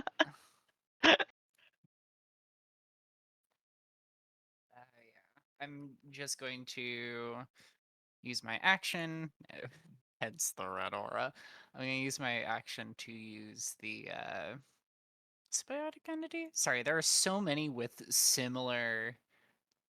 Yeah, it's this one. Love That her. gives me extra. Love it. Yeah. Mhm. My So I'm best going friend. to gain hella temp HP and yeah, use my action. I don't really have a bonus action, I don't think. You are prone also, just so you know. I am also prone. Yeah. Okay. Can Uh, can she? I mean, she'll get up if she can, if she's not like pinned down. Yeah, just knocked prone, not grappled. Yeah. Okay. Then she'll use her movement to get up. Okay. Okay, let's What kind see. of temp HP is that? 52. Sick. Damn. Okay, Inks, you are up. Gonna remind you that you can run at any time. And then she'll hit. Ah, I knew that was gonna happen. All right, here we go again. Hey, There you that'll do it. Okay. She's using the Voyager stuff to hit this thing? Hell yeah, yeah. as a club, yeah. Flurry blows. 15? That'll hit. Yeah. And then let's add a hand of arm onto this. Oh, thank you. You're Ah. so sweet. And then hand of I'm just gonna search a zombie stat block for ah, no reason. wah wah. Oh, have I not made you one yet? It's just the regular monster manual zombie. Yeah, but I feel I thought that I had made you a handout for a drop a token that you could move. If I haven't, then I will fix that in our break. Yeah, I'll look at it in the. Any movement from you, Inks? No, I want to stay here next to the guys. Okay, all right. Be a barrier. All right, the one that remains is going to run ooh, yeah. I'm gonna attack it whenever it gets within 10 feet of me. Okay. It's going to run to here first. Is that gonna that triggers? Yeah. It You got Sentinel? triggers this spot up here. Polar Okay. Master. Okay. Yes, Yeah. thank you. Yeah, go ahead. Oh, using that no. inspiration I got earlier. 'Kay. Yeah. That'll hit. Okay. That's the damage, and then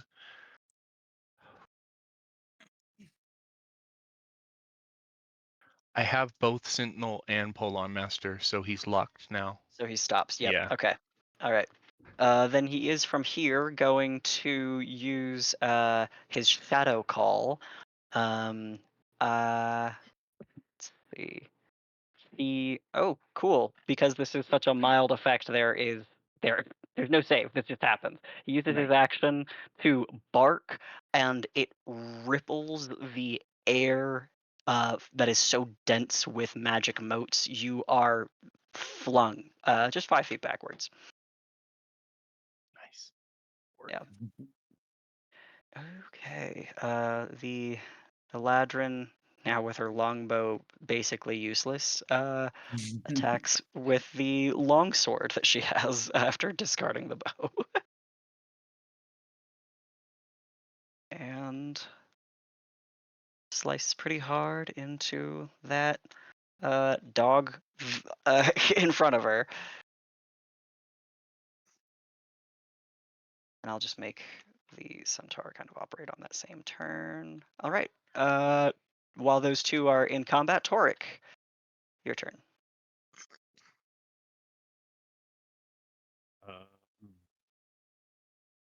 That is a lot of people between me and those two, so I guess I will shoot at the one up here. And there's not one on Finny, or correct?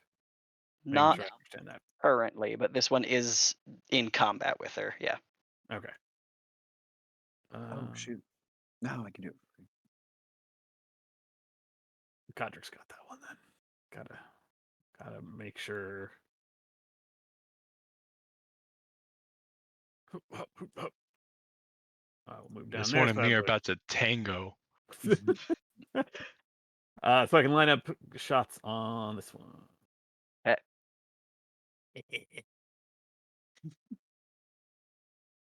That's a hit. Okay. Ouch. That one is mortally wounded now. Oh, I'll just finish it. Yep. Done. That was 25, so I've got 15-ish left. And with that, I'm gonna use my reaction to resurrect it. Love it. I will shoot at the last one, although it will definitely have cover from me because there are people in the way. Don't know if that matters on a 28, but Probably not. All right. for a 12 of points of damage. Okay. Thank you. I'm trying to remember exactly how much it would get from cover. +2 for cover, right? Yeah, I think it depends on how much cover it would be rolled, but yeah, I believe Okay. that it's right. Okay.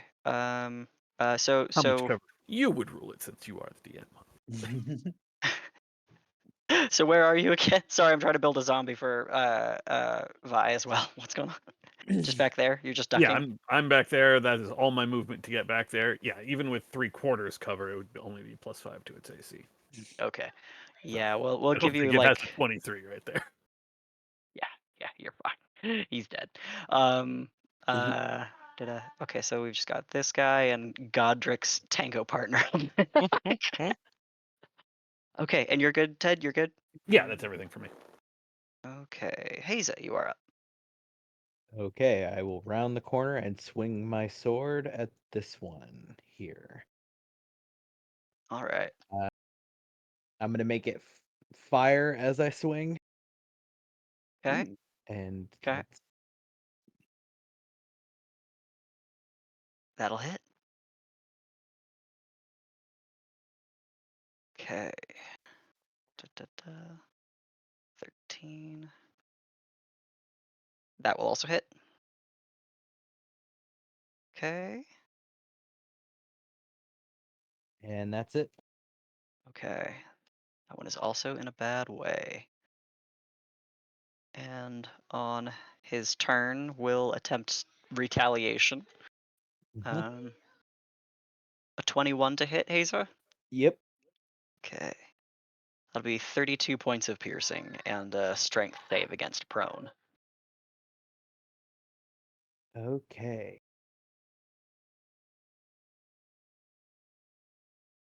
Hey. Hey, not Okay. knocked over. Okay. Olvius, you are next. All right. At the one who just knocked over Haza.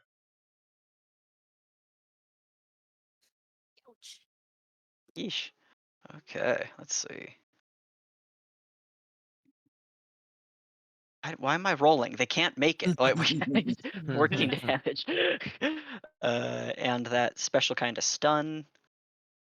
It is very, very hurt. Oh. That's Okay. it for Olvius. Awesome. Godric.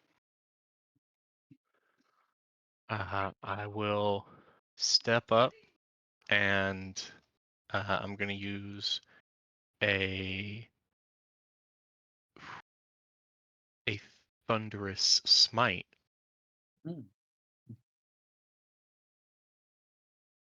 Okay.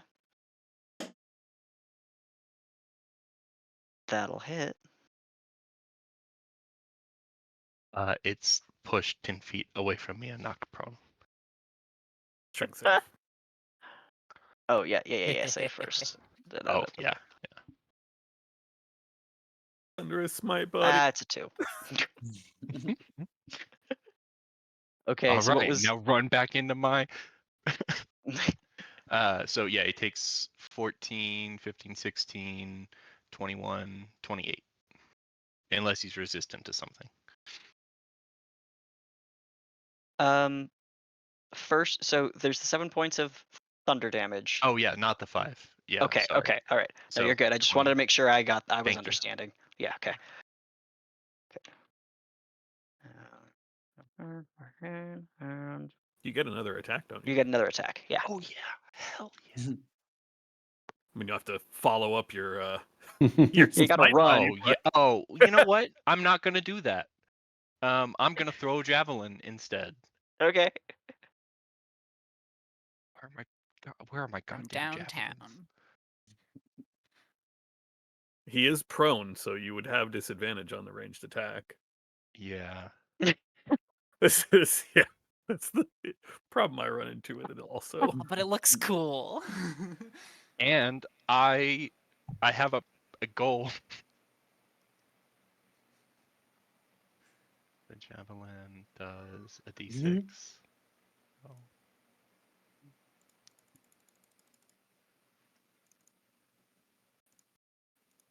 You'd be able to just drag a.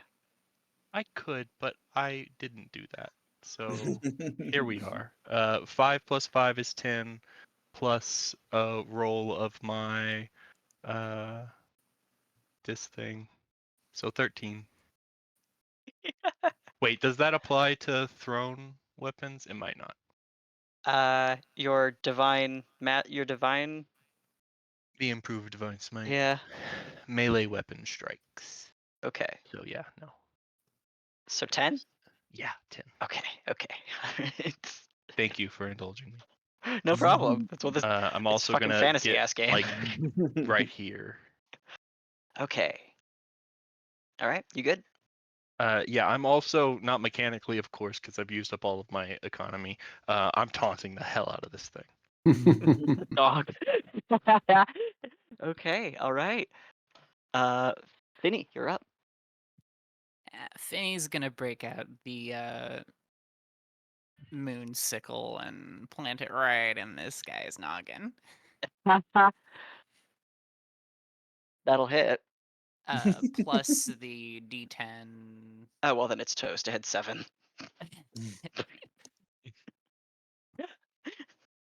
Yeah. You drive the moonsicle into its skull.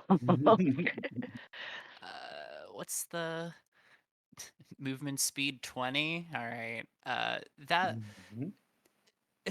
Finny will start walking over to, jogging over to this guy. Oh wait, no. Over here, and that'll be her turn, and then it is zombie turn. Which starts advancing 20 feet this way, and she'll use her reaction to reanimate the second one. Oh my God. So now she has 2 zombie dogs. All Yep. right. Awesome. That'll be turn. Fuck yeah. All right. Inks, you're up. She'll turn to the Almirages and say, "Stay safe, my babies." And beat the ever-loving shit out of this guy. Hey. That'll hit. Ooh. Oh, he's toast. He had 12. Oh, What the fuck is up with that? All right, you run up and just spiral kick your heel into its eye, and it goes down. And then, Okay. quickly run back. All right. The Almirage are like hopping on their way closer to you as you turn around. Okay. And with that, we clear initiative.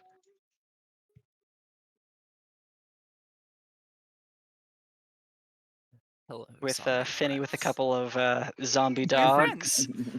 Yeah.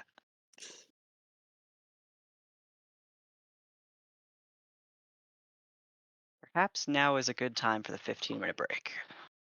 Hell yeah. Should probably warm up some food for myself. In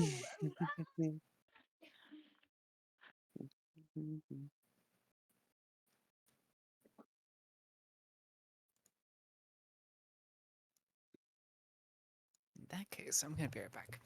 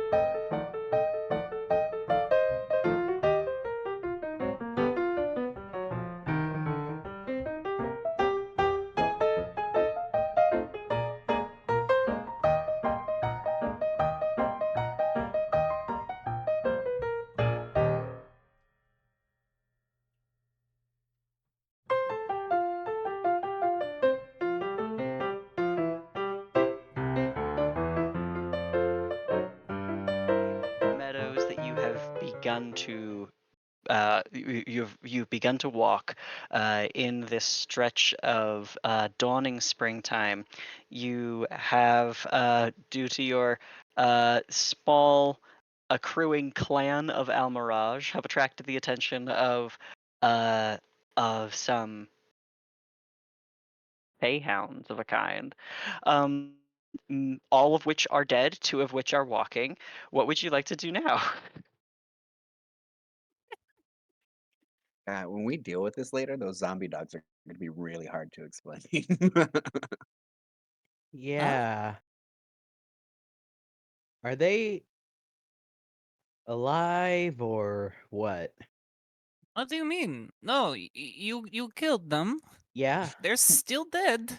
She Okay. she sort of like nudges one. It doesn't really react. It just like shakes, like rocks. Well, Hey, to the people who are from here, they look owned. Do you happen to know who owns them? um, Vil says that these are unseelie, and she sort of points to the one who is standing nearby, and indicates the collar, on which there are stones. Finney, you can see some onyx stones, which are a symbol of the Queen of Air and Darkness. Oh, Mm. god damn it. Yep, that's unseelie, all right. Got any idea why they'd be out here? Feels like kind of a hike from the Vedark. Or It is not. It is explained, and there is some knowledge as well, that it is not uncommon for Seelie or unseelie fae to move between realms effectively, especially since like the Queen of Air and Darkness is not relegated to the yeah. Um, Animals like this, while some of them may have intelligence, are still animals. These could be These dogs could be on a hunt. They also could just be hunting. It's hard to know if you don't find a hunter as well.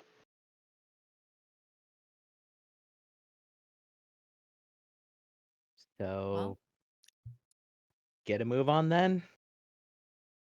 Do we need to change which direction we're traveling in?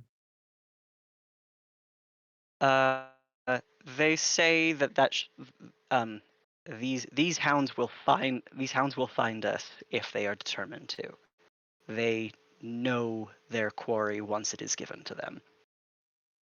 Got it, but their masters, or if they are, I guess the advance to the hunting party. Like, there's no real solution other than speed, right? Or waiting for them to come and ambushing them. She nods, yeah. It's very clear that the both of them are watching out for any other follow-up party. So speed it is then, and probably expect at least what, one more sortie of these dog things? Maybe not. yes, most likely worse, or at least a better reinforcement. Yeah, do we know if they had any way of reporting back? Only returning. Okay, so the fact that they didn't return is information. They won't know where necessarily, but they'll know the direction. Probably. There's not much we can do about it now, so why don't we just keep moving? Yep. Agreed. Uh, Nope. excuse me. Ulvius would like to cast a mold earth Mhm. and dig up a 5-foot cube of dirt. All right. At the bottom of it, you see a pair of eyes that blink and then vanish. That's strange. But let's give him something to look at, and I'll start dragging one of the dog corpses.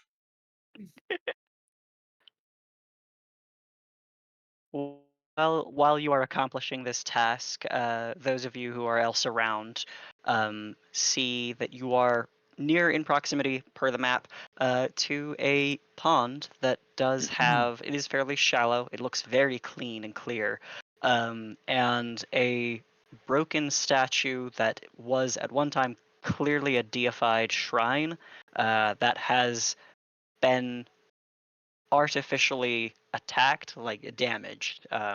It is not just age and wear that besmirch it.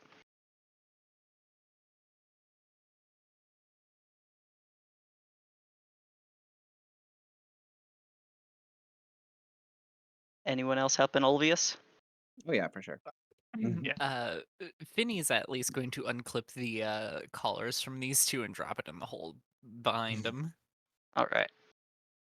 As you are looking at the collars, you are not someone who is like fiscally inclined, but you do know that these are that is a valuable gemstone to resell. Is it like? Does she? She'll go ahead and use her fearable magic to detect magic on him. Okay. These babies got magic. Not the collars. They're clearly just indicators of possession. But again, In the hole. expensive. Yeah. Okay. Seeing as how I'm dragging one of these dogs, I'll make a perception check to see whether or not I notice that the collar's valuable. You don't need to make a perception check. Once you are manhandling one of these, you are very aware of the fine materials these are made of. Oh, I'm snagging collars left and I right. was waiting for that. Yeah. Don't worry, I was not going to let you bury them. Okay. I was going to make sure you got your hands on them if you wanted them. Yeah. How many of them can I get? All 4 of them if you wish. Great. Yeah. Because that won't come back to haunt me at all. Right in the bag of holding. All right. Look, if it's in the astral plane, it can't hurt you. That's crazy. I love that because you're pretty right. Like a fair amount of the time, if it's in a bag of holding, everyone's forgotten about it.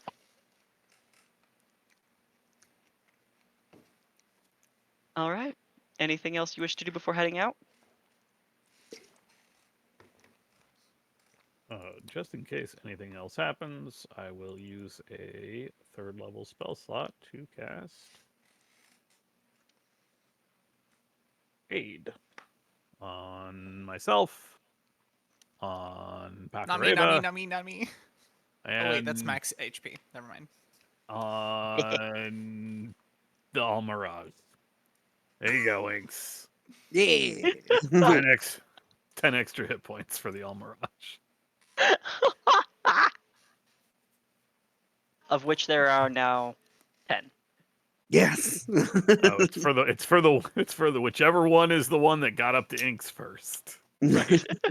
Or if Inks points out whichever one she saved, I will do that one. I will point to the one that gave me the clover.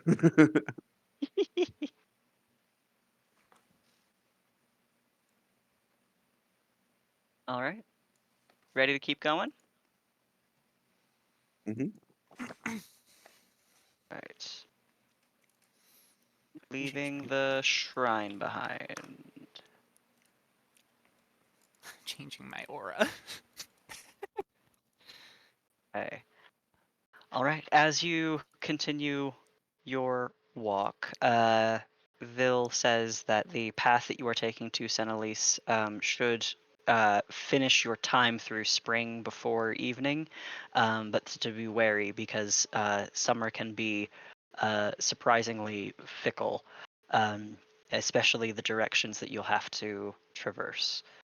She warns that upcoming there are the fields of the meadow nymphs, and they are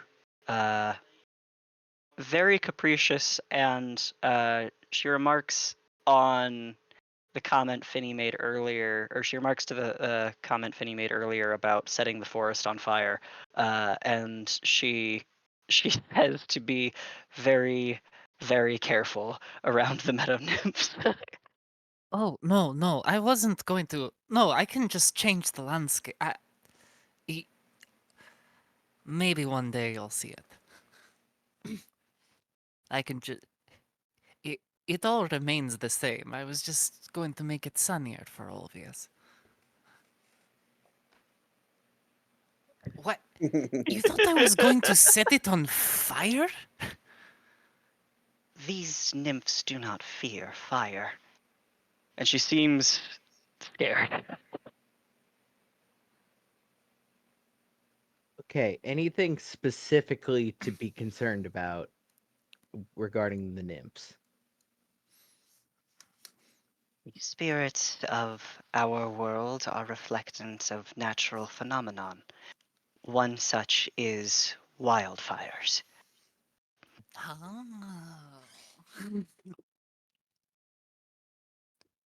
When they become spirited, Mhm. uh, they, well, they are hot-footed, and their steps bring fire. It will be dangerous to move through their lands, even if we are not spotted by any of them. Good to know.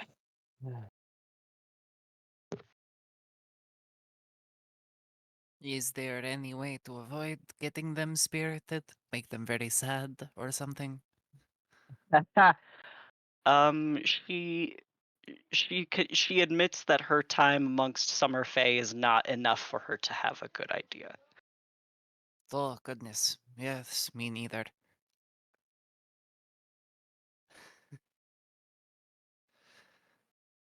All right. Anything anyone else wishes to accomplish before your evening closes, your day closes?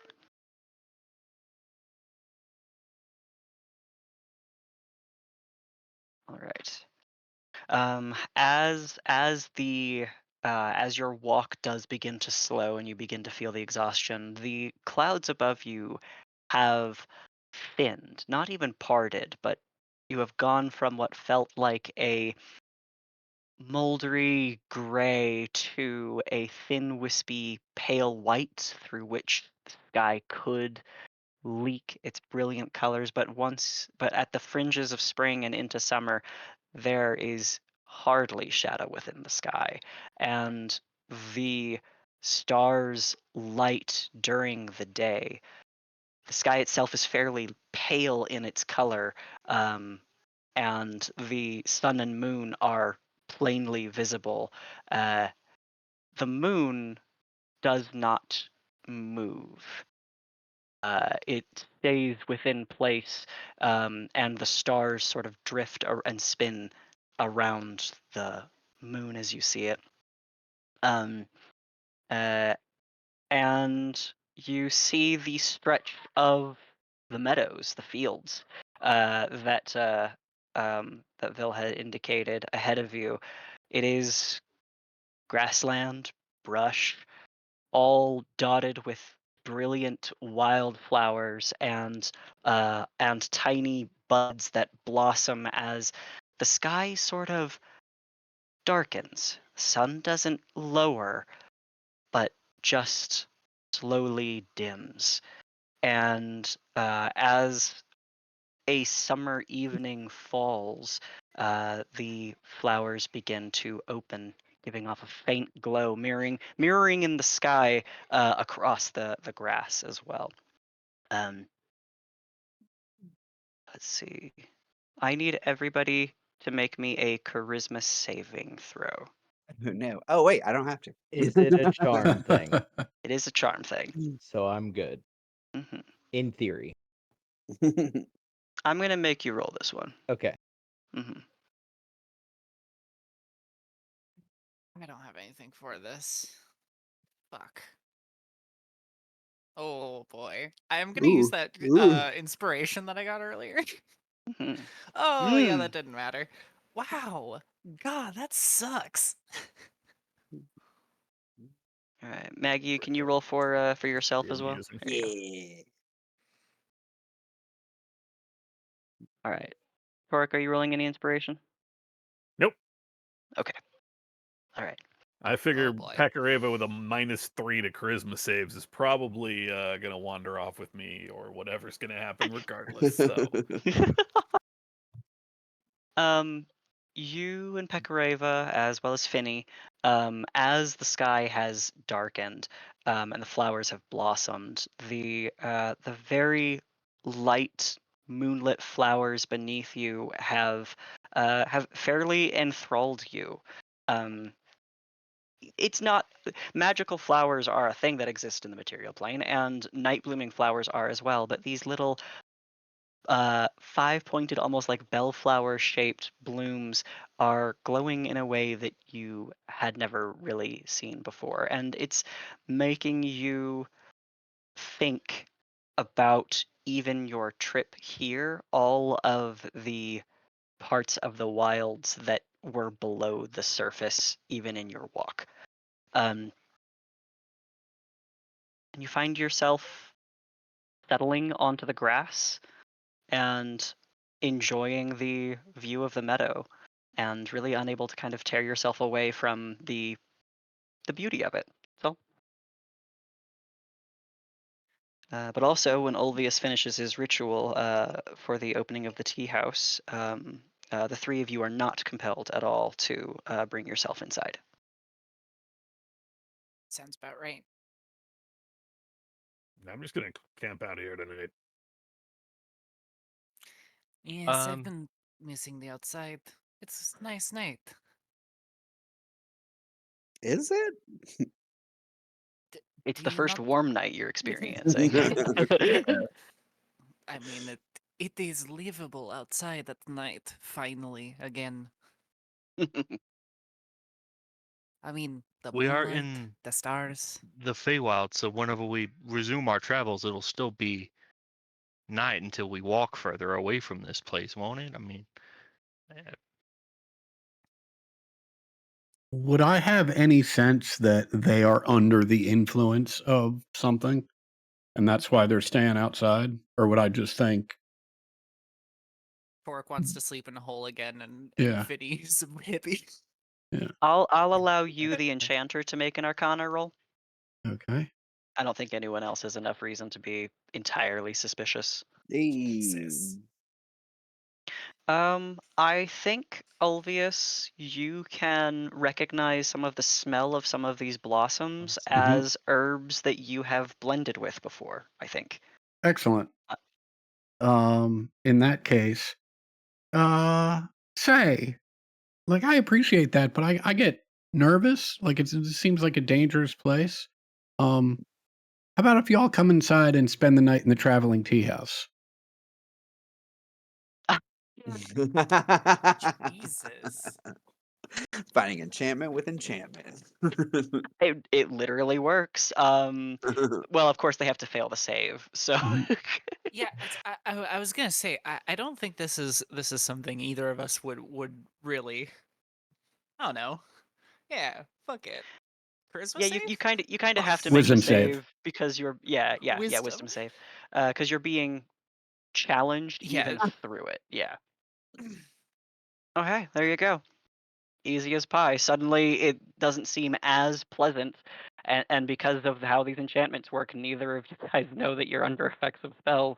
Um, We just get convinced. yeah, you're just easily convinced by your friend that it might be more comfortable to sleep in a bed.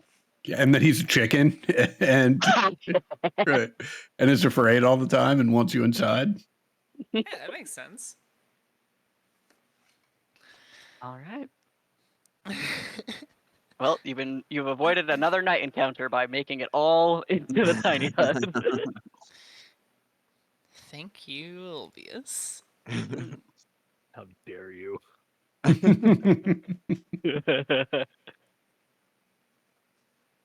Don't worry, it's definitely the only time any of you have been under one of my math suggestions. Don't worry about Oh it. my god. Oh my god, wait, what?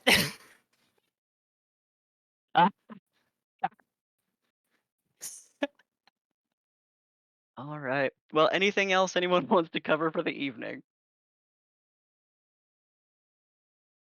What does the morning look like on pack out for the tea house, Ulvius? That's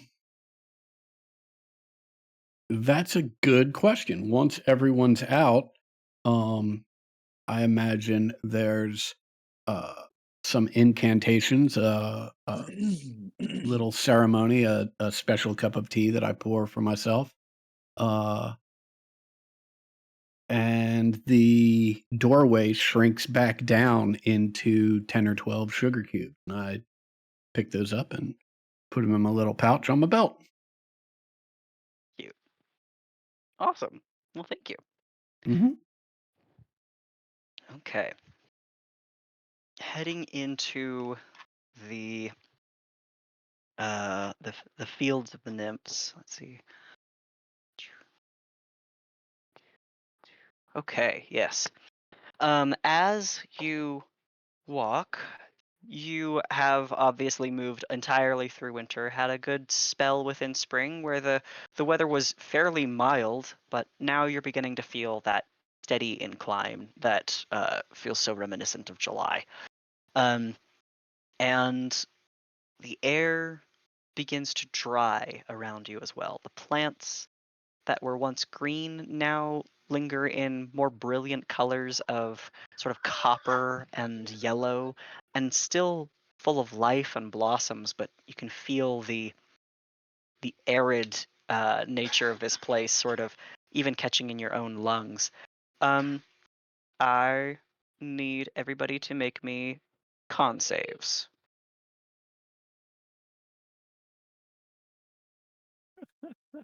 I can't make a single fucking save. Oof. Oh, That's the second Bakareva. nat 20 on advantage. Hey. Yeah, I was gonna say that's the second nat 20. My poor weasel is lost. Mm. I think I Boy. will use an inspiration. Try that once. Can I turn off Doesn't auto really make roll advantage for her? You should be able to. I can also do that if you'd like me to. However, Is this somehow everyone, poison? it is not. Everyone, including Pakareva, have passed this first DC. It is a little bit uncomfortable, especially in the gear that you've brought. I can imagine all of you shed like your winter layers when it was appropriate, but even now, the clothes that you're wearing are starting to feel a little stifling. And you smell smoke on the hills. As you walk, you see patches of these of the plain of this meadow catching ablaze.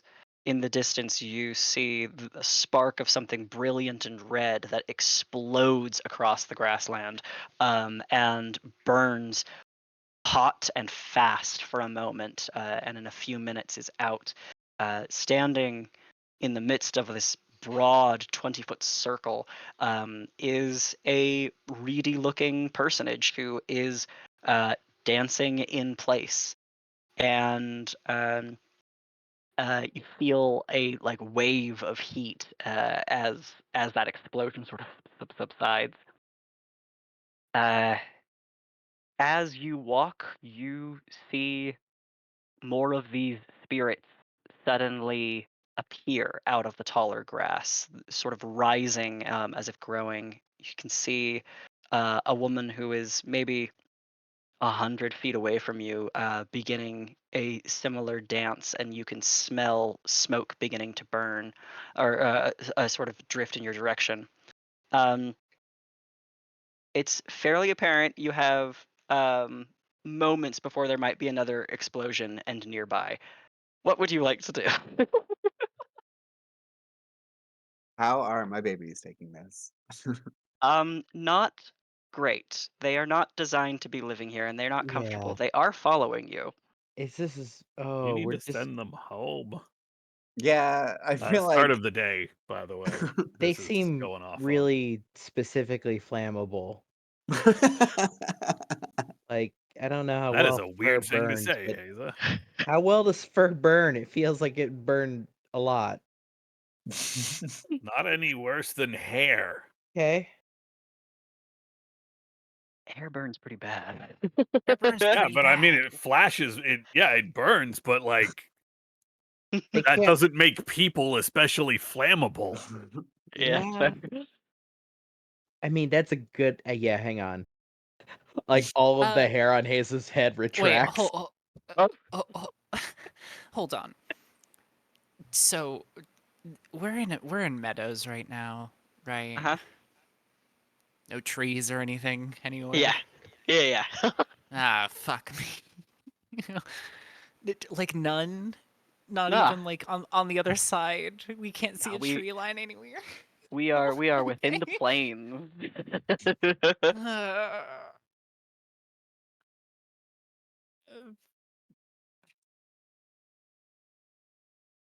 All right. If I'm no one's gonna. got anything. Sorry, I'm gonna turn to my babies. Mhm. I was just waiting for a lull. Um.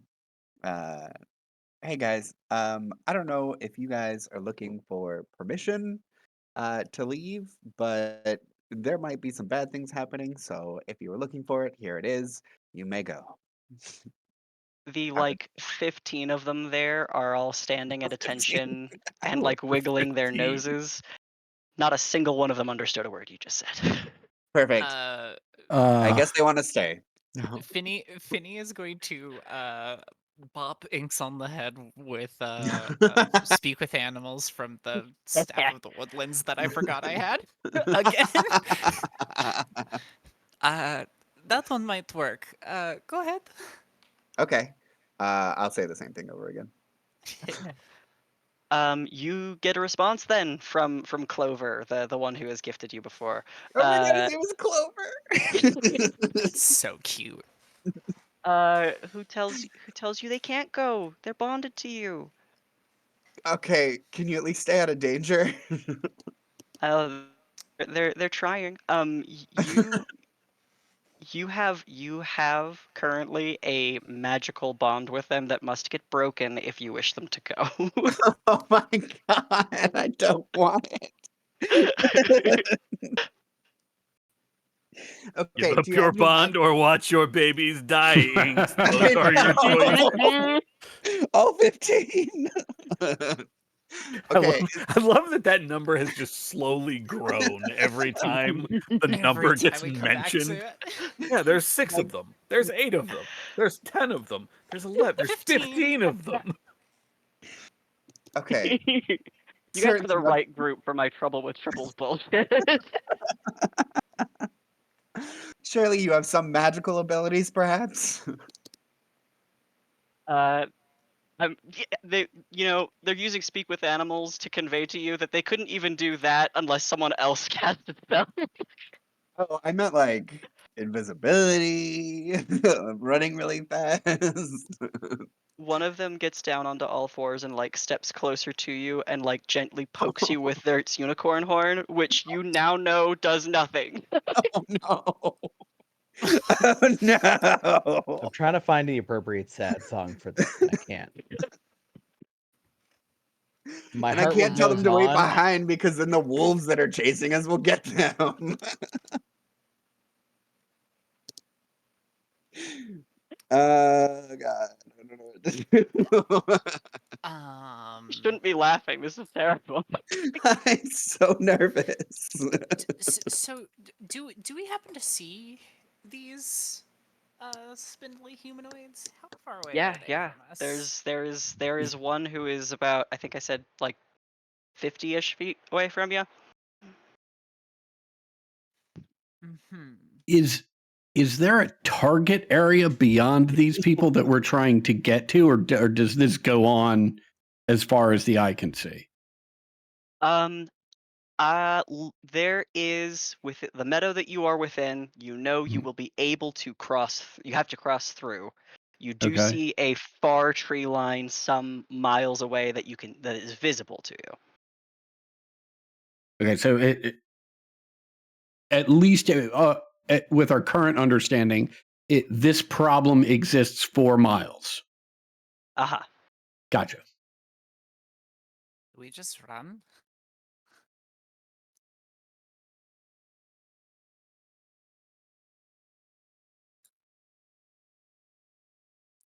Stop it.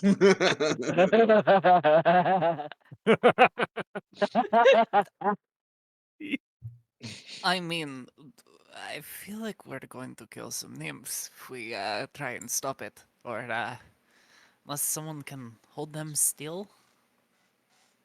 Well, I think we just got to keep them calm. Isn't that like they explode when they get excited? Isn't that what we were told? Isn't that what you guys said? Yeah. They'll confirm they'll confirm that when these people get very excited, they it causes forest fires. Okay, fine. Uh,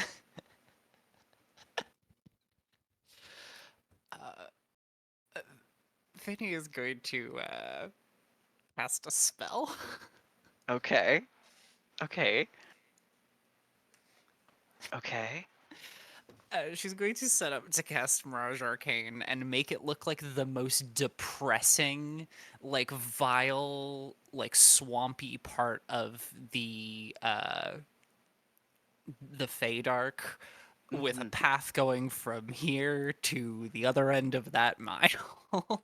And it is going to be cold, and it is going to be dreary and smell kind of acrid and like still water. Okay. And that lasts for about 10 minutes, is that right? Yep. Okay. Do you have a plan for after that, out of curiosity? Sorry, no, it takes 10 Oh, minutes 10 to days. cast. It lasts for 10 days. Yes. Wow. Yep, I got casting time 10 minutes and duration mixed up. Thank you for pointing that out. Well, When I was looking at it, I was like, that doesn't sound right at all. Imagine 10 days of casting for 10 minutes of a spell. wish be like sometime. Yes, yeah. Okay. Well, So we'll have a square mile to decide what happens after that square mile. So the air itself moves and reconfigures itself into vertical fauna and deep pits of stinking water, and the nymphs who are around utterly panic and flee. Uh, um, you have eradicated this problem, which is what I was looking for. Not you specifically, but one wild ass spell that would do something like this. I would assume that this 10 minutes is just like the most weird and random like somatic components anyone has ever heard, with some very weird components just like drawn out on the sand of the road. Do you think With the Finny evil book. was? Yes. Yes, do you- absolutely. your wet book. um, do you think Finny was taught to cast using like nursery rhymes, like that kind of thing? Or do you think her components are more okay? All right, you like that? I do like that. Like Alright. her verbals are like all like weird nursery rhyme things, like the bubble toil and trouble type shit. Yeah, kind of a little bit goofy, but it's mostly rhythmic. You hear like the story of someone who gets their thumbs cut off, kind of thing, like that little like weird story that's told in a rhyme, you know. Yeah, this one is probably of some sort of Hansel and Gretel type adjacent thing where somebody is lured in with a very beautiful landscape and walks for miles and never returns. Dude, that rules. Okay, well, anywho, any of you, all you guys watch Finny do that horrible thing, and then the entire the mile around you transforms. There That's is no way that that's not unsettling. Whoa. Holy shit. Yes, Ulvius could have had a sunny beach yesterday. But home is what I think this was calling for. Or, you know, she shrugs. Nymphs are gone. Shall we? I'm gonna turn back to the Almirages. So who can break this magical bond? Not that I'm not enjoying every minute. As they sort of like sniff at each other and seem to confer their intelligences, the 17 of them report that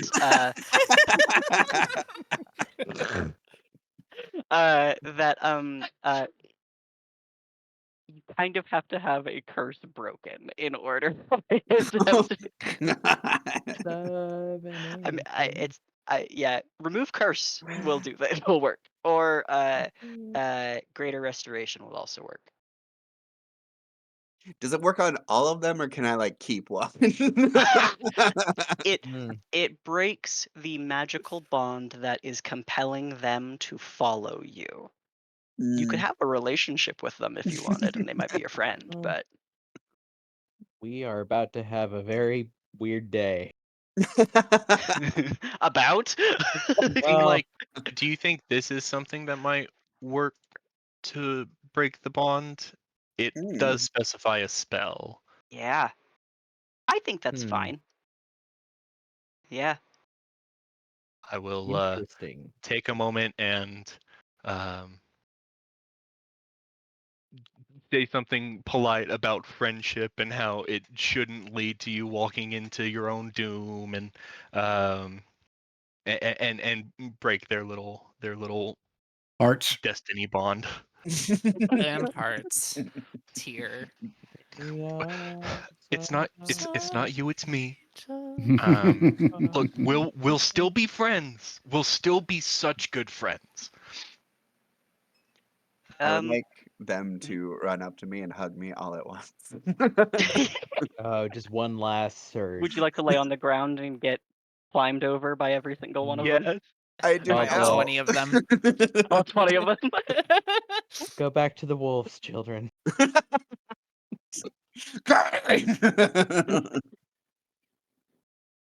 The best part is going forward at some point we can actually just use the line. Just think of the rabbit sinks. Think of the rabbit sinks. God.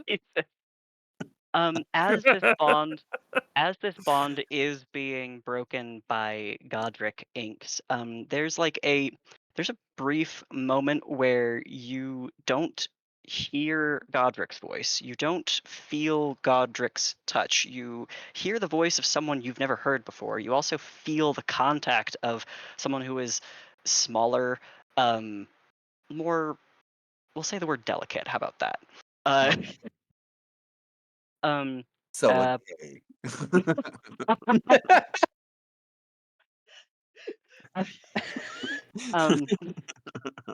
but there's like a breath of something that is not. It is weirdly familiar in the power that is making contact with you, but the source is entirely unfamiliar. Godric, nothing is happening to you. You have no idea that anything is occurring besides what you intended to occur. Thank you. I was about to ask. So it's like reaching out like a feeling, or is it saying something? More like you expected one thing to occur when Godric like made contact with you, and just something else happened, and it's just a little surprising. Okay. But the curse is broken, but you have Almirage friends. Yay! Okay, one last hug. Yeah. Clover gives you a little bunny kiss. No, stop! You want to bring them along? I want to bring Clover along. You can hold Clover, but you'll have to put Clover down for a fight. I know, but then he's is he also invincible? God, no, he's an Almirage. You think he has No, plot stop. armor? Doug, like I apologize before I say this, but I can't damn stop it. myself from saying it. Don't bring up the goddamn mouse. How's your bird? salt marsh parrot?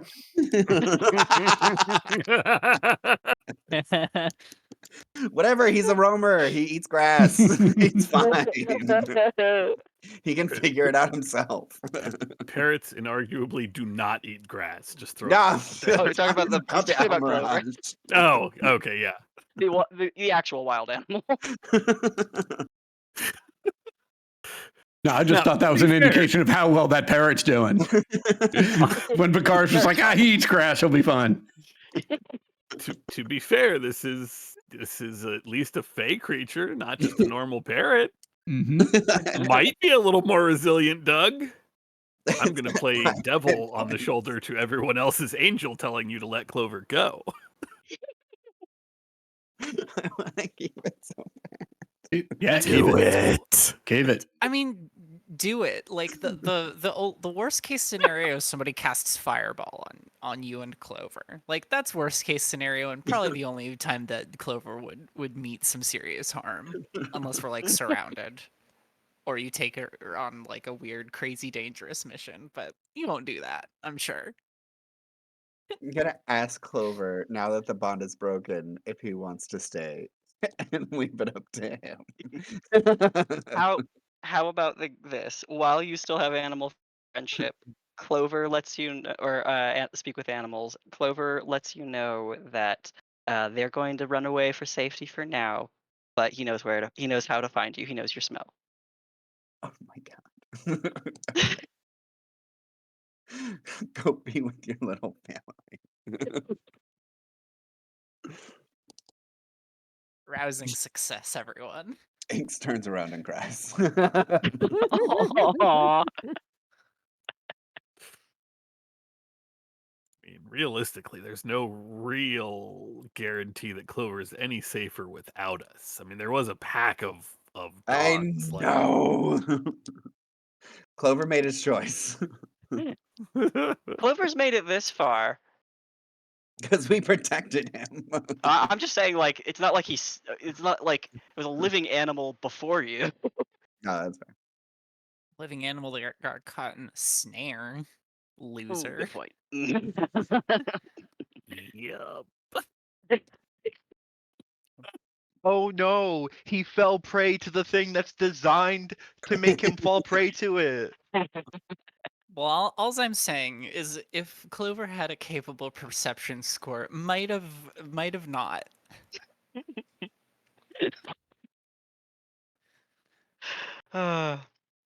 Okay. Well, with your curse absolved, but your bond reinforced. Now you gotta walk through swamp. That's funny. It's like it's not too bad though. Finny definitely does like tone it a little bit down. Okay.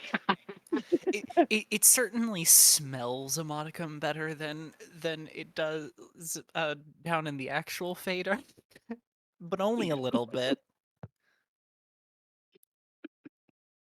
How That's very funny. far were you willing to take this, Max? Like, what's the max number of Almirages that were to have? So my rule was you got like 1 to 2 every hour. Okay. Oh, it's a tribble. Okay. So if you had gone a few more days, it might have been a problem.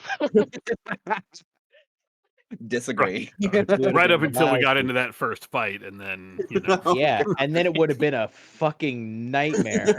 I we hope lose they about disappear. half.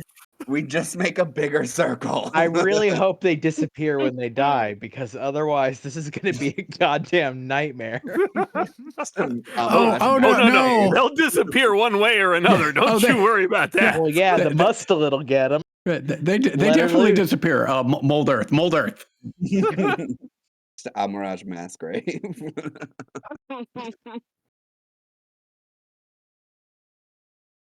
What a fucking insane 20 minutes of Dungeons and Dragons.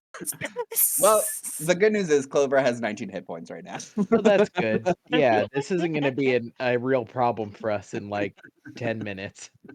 Clover is for the next day an apex predator. Okay. With his horn that does nothing. Well, technically it does 1d4 piercing damage. Yeah, for the next day, he is the greatest fucking horned rabbit that ever King lived. of the horned rabbit. I am your god now. All right. Well, uh, on through the meadow now swamp. I guess we'll take the temperature of the party. How's everybody feeling about swamp? Bad. I can walk on top of it. It's nice. As long How's- as you're just jogging in place constantly, you can walk on top of it. Constantly. You're just running around us in circles constantly. With her hand to her neck, or fingers to her neck. You just got to keep that heart rate up. It has nothing to do with your speed. It has to do with your heart rate. Amazing. Oh, Inks is shit. like a shark. She dies if she stops moving around. I don't think I got my key point back. How's Olvius taking the swamp? I mean, not as bad as he took the cold, but I feel like Olvius is more of an indoor kid. Yeah. What about Godric then? How's the swamp? He's not comfortable, but he's trying to convince himself that like it's a new experience. You've never been in a swamp before. Like, be in a swamp. It's fine. That's crazy. I love that. I love that he also hates it. Is Finny like grinning, or how's what's Finny's neutral aura at the present? Finny's neutral aura is pretty neutral. Definitely better than she's been feeling in the cold, but like basically just the same as she was like 5 minutes ago. All right. There is no change. She's just Yep. All right. Well, I don't have map for swamp. Swamp. That is a-okay. They weren't really planning on that, so we'll just stay here for a bit. You do clear the meadow by the end of the day, and because you have moved into an arcane mirage, you actually don't need to. Well, let's see. It's 1 square mile, right? Mm-hmm. At the end of that mile, what's the plan? Cast it again. Well, I can't do that. I mean, we can stay in here at the precipice, and then I can cast it again for the next mile tomorrow. But if there is more than 2 miles of meadow, we'll need to find something else to do. Yeah, it'll be a little bit further than that.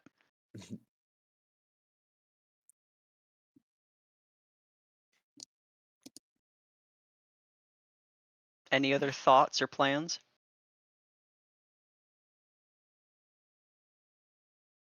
Okay. All right. I can wild shape into something. I just don't know what I could do that would carry this whole entire party plus the centaur. Not to mention you being bigger. Yeah. I don't think Finny's ever seen a dinosaur for sure. Finny's never seen a dinosaur for sure.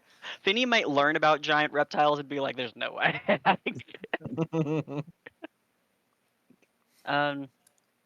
Okay, so what I'm going to say mechanically is that casting Mirage Arcane is going to reduce the number of con saves that will have to be done in order to continue your passage through the meadow, which will be very helpful.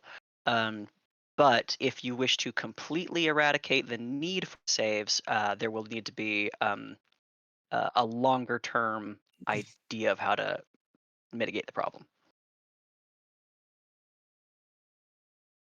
What exactly are the con saves representing? Like, is it just the stifling heat and misery of the thing? Is it the air is hard to breathe? I guess.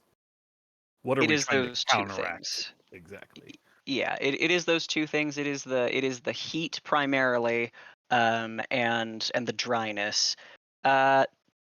Depending on some die rolls on my side, there might be more nymphs you might have to encounter, but that will depend on what solutions you guys present. because if you scare them away again, then there's no more encounters. What is our centaur friend's name again? Bayorn. Hey, Bayorn, how comfortable are you with carrying some of us or some of us riding on your back? He will share the preference in the same way that a person only carries people when they kind of need to. That's kind of his preference. Yeah, so if it'd help, I can try to get us flying, and at the very least we'll go much faster. Potentially we go up high enough, maybe we get, well, it's gonna be bad before it gets better, but we might be able to go up and over this somehow. Up and over. That's right. Like, Well, we're gonna have to Uh, go up because the hot's gonna go up for a while. I Well- think. Is it really that hot? I don't really notice. Yeah, it is. Oh, Okay, I mean flying still good. I can fly myself. I can only do it. I mean, it's gonna be 10 minutes. It's not great. I can run just as fast as you can fly. I can put Okay. Ulvius on Pacareva. I mean, I can keep up with Yeah, Pacareva on foot. I could still only get us like 30 minutes of flying though, so it's not gonna work.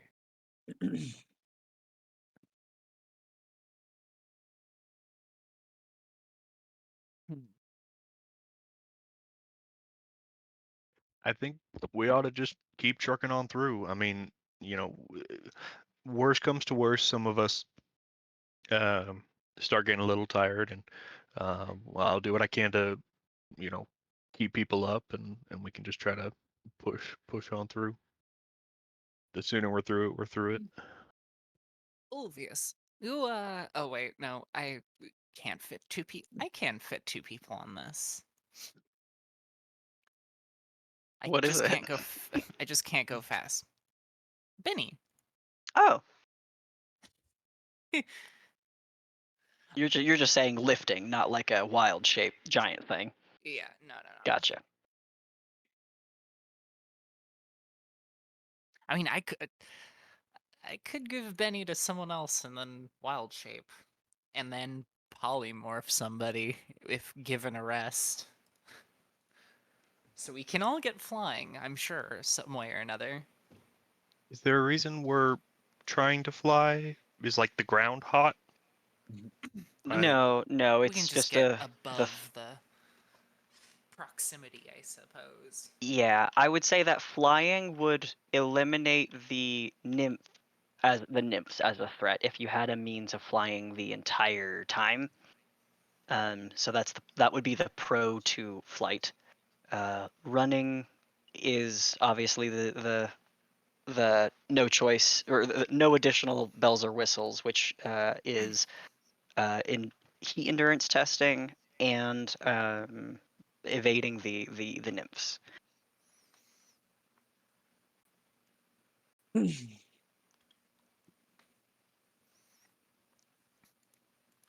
Sounds like you're just hot footing, Yep. hoofing it. I'll put Uh, Ulvius on Pacareva. She and I have the same speed, so I can keep up with her. Perfect. Okay. Finny's gonna hop on Benny and take to the skies and scout ahead. I'm just constantly doing prestidigitation to chill down like a cloth and then wiping it over my face.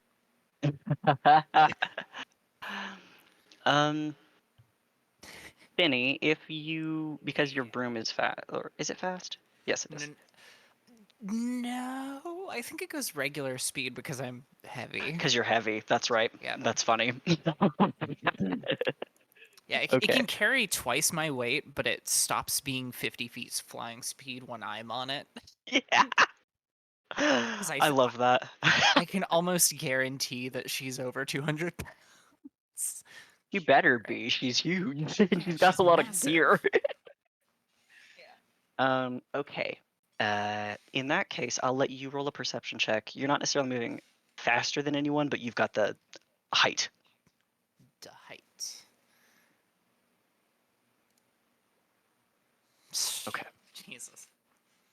I think that that is going to be a good enough check that it is going to.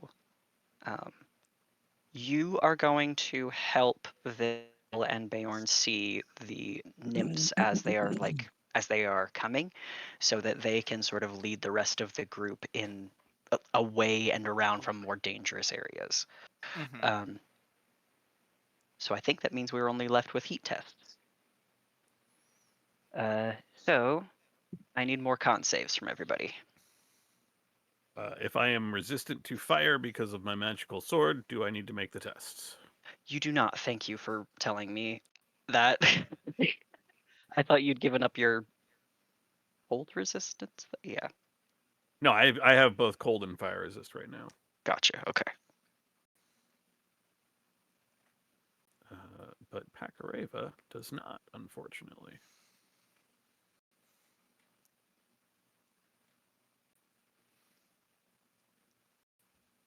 Ooh. What? I will use an inspiration to reroll mine. Okay. Hey. Okay. All right. I'm going to put a couple markers in here. All right. The heat is intense. This walk after you've done, like mile or so in the swamp, the dry heat is fairly welcome to start, and you are feeling like that sweat just being pulled off of you. But eventually, it starts sucking again.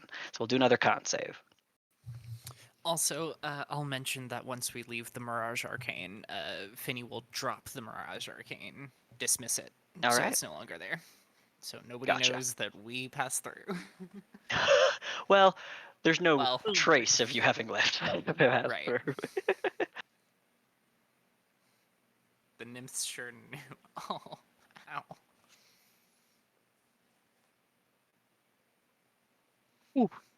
ow. One more. God. There we go. Okay. So we have our first failures. Pakareva and Finny are both going to take a level of exhaustion. But you can see the far trees, and you are only an hour from the tree line, according to your guides. I would like to cast protection from energy on Finny against fire. Then Okay. All right. Then you will not have to make that save this time. And then everyone else, go again. I'm trending down. Girly girl. Woo. I'll spend Dear God. an inspiration for Pakareva. Maggie. You know what? Belay that, Ted, since I am writing Pakareva, I'll spend an inspiration for Pakareva. Like, I feel that she's, getting weaker and having a hard time, and I'm like, no, come on, girl. I'm in deep trouble. It's only a 10. All right. Let's see. All right. Pakreva is the only one who failed this last one as well. So she'll take another level of exhaustion. She's beat. Yeah. I think that actually cuts her speed in half, doesn't it? Isn't She's that what so two Yeah. levels easy. do? Yeah. By the time you reach the deep, dark, colorful forest line, she's exhausted. That chain armor, I'm sure, did not help. I don't think weasels pant, but she kind of is. Yeah, she would pant because they don't sweat. There we go. I didn't know, so. I think humankind is like one of the few things that actually does sweat. Most Yep. things pant. Interesting. Yeah, what the fuck? I don't know shit about biology. That's why we made such great endurance hunters, because like we would just keep going. Eventually, things would overheat and We pass could out. thermoregulate like a Whoa. mother. You know, yeah, Yeah, you know what it's also brutal. is like, you know what also is really funny is that a lot of stuff that like has thick fur layers don't sweat, and that's kind of like obvious. But stuff like Yeah. hippos and shit use like their skin is, you know, rather hairless, but they still use like mud and stuff Mm. to supplement their thermoregulation. You Yeah. know, Don't rather they, than like, vent But heat from their horses mouths? sweat yeah. Oh yeah. Uh-huh. so much. Oh yeah. It's so gross. Well, that's why horses have such good endurance, I guess. Hmm I Crazy. suppose. I mean, I mean, you're like there's got to be a combination. That's got to be part of the truth, you know. it's That's not easy to something. pant when you're galloping 20 miles an hour. Right? Yeah. You just got to like sweat. Yeah. Gotta get wet. I was gonna say you gotta let it. If your just job leak, is but- running, You. Your job is running. You gotta get wet. Speaking of, it also makes sweat more useful. You know, the wind and all that. yeah, yeah. Horses are cool. Zombie. Ooh. Zombie. Sorry. I've had the Cranberries song stuck in my head this whole entire time and haven't. And If now it's it's good. mine. Sorry. Okay. Reaching the forest line. You're almost not surprised by the like shape and density since you've been in the winter woods. But this forest is just practically breathing in your face. Whereas you almost felt the morosity of like a mausoleum. This there are insects flying into your face. There are like the sounds of people talking around you to varying levels. You're vaguely aware of the presence of animals that have more or less like or who that are far more the word bold than many of the creatures you have yet seen.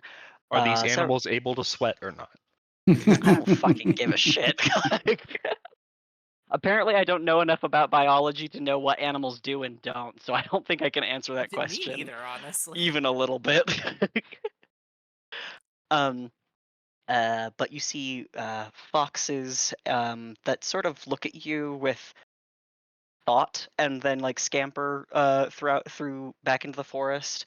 There is like winged tressums, and you see also every once in a while a dragon like small fairy dragon is appropriate, but these ones, curiously, their chests glow different color lights, but they sort of like breathe, and when their scales ruffle with their chest moving, it dims and or increases the amount of light that is sort of shed between these plates. Um,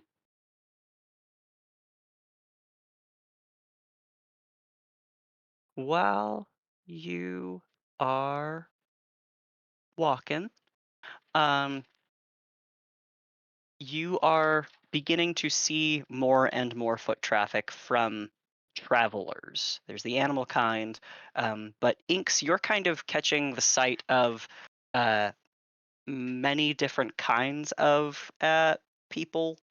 You see some Fey folk, but you also see the occasional like goblinoid who looks native to the plane but is very clearly goblin, um, wandering around between the trees as well.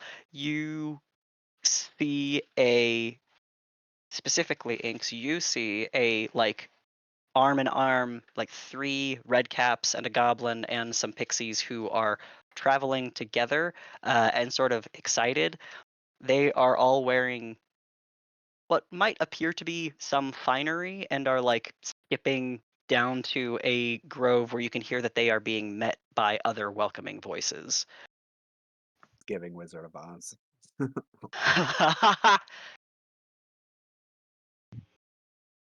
Interestingly, the rest of you do not see that party. You see, I think the fairy who's amongst them, but you don't see the others in their hand with their arms linked.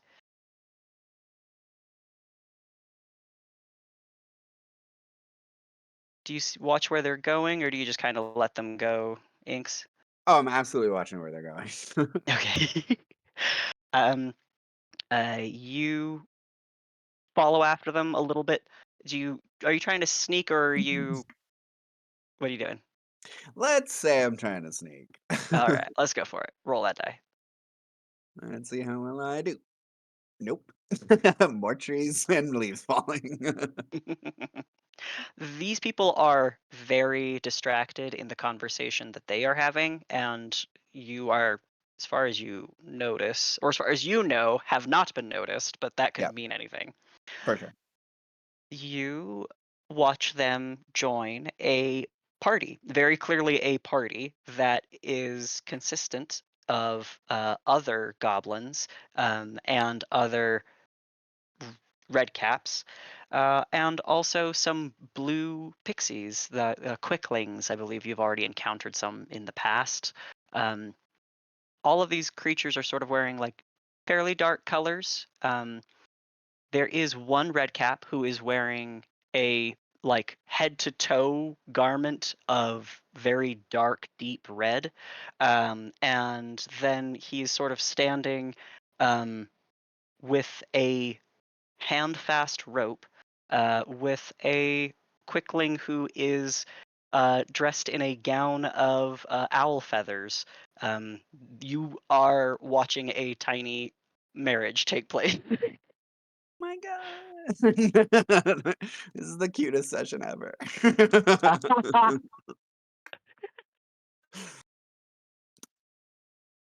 uh, um, yeah, what do you do? that's a great question. Do I want to intervene? Because this feels intimate. Um, it'd just be so boring if I didn't. Yeah, let's go in. Do you want to like grab your friends, or are you just sneaking in yourself? How far back are they? Not very far. Not very far. Okay. I just don't want them to leave without me. You would be able to find this circle of this ceremony is occurring. You've got time. Okay. No, I'll go on my own. Okay. Okay. You scamper off and watch this collection of fae have this tiny ceremony. There is a satyr who appears to be in officiance. She's sort of sitting with her goat legs crossed under her and is helping tie this rope around the clasped hands of this quickling and her groom.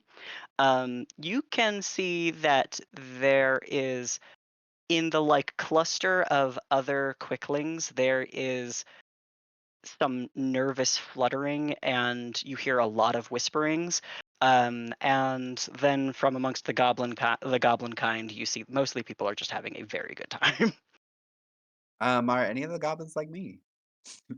With any markings, you Yeah. actually don't see any with any markings. Oh.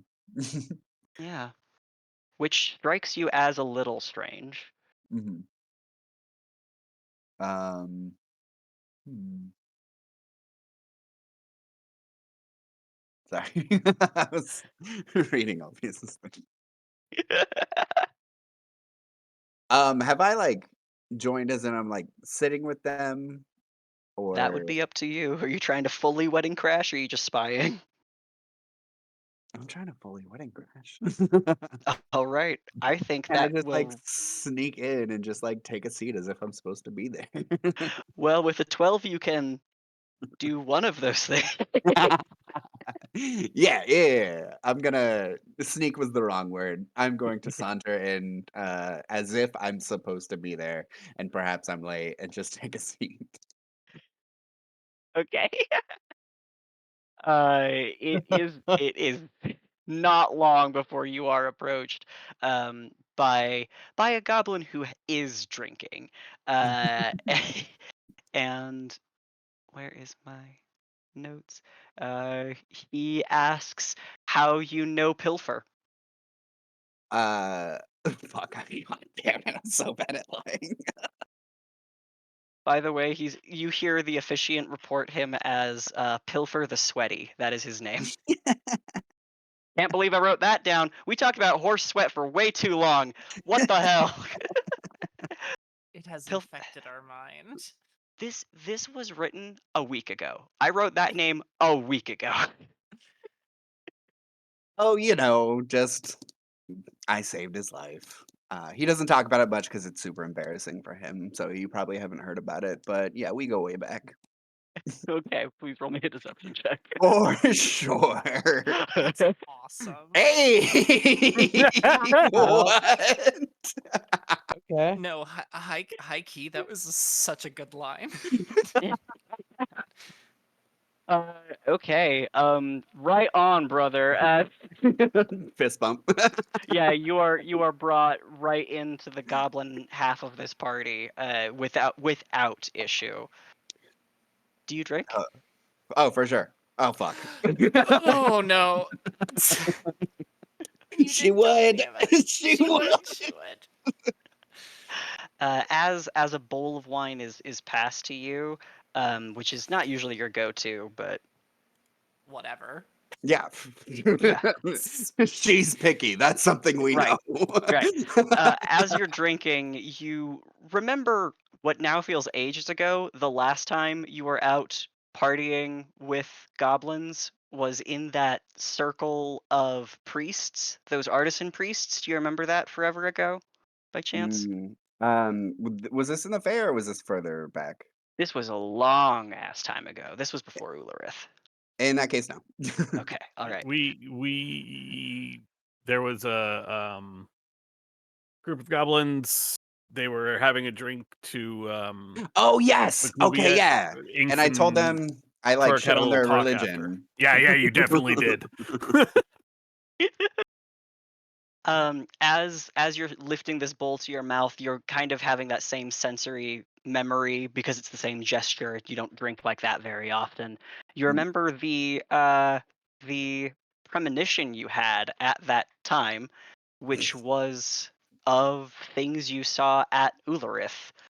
And as you drink again, rather than a vision, I would say that felt as impactful as that, you feel a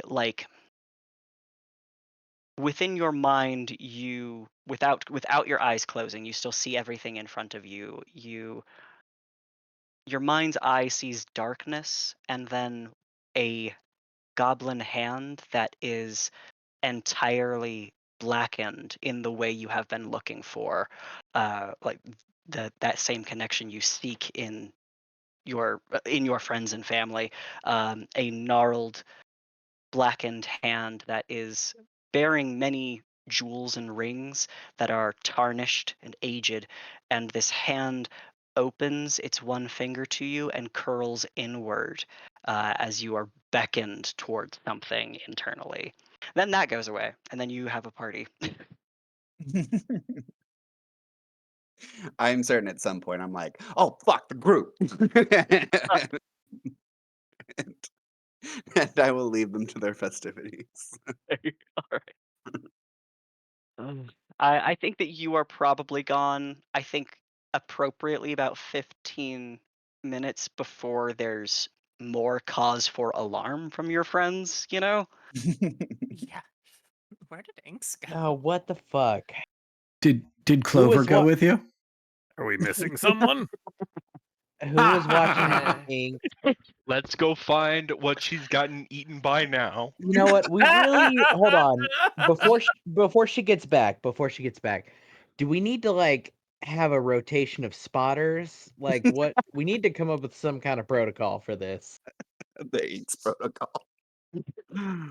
Like we could divvy the day up, right?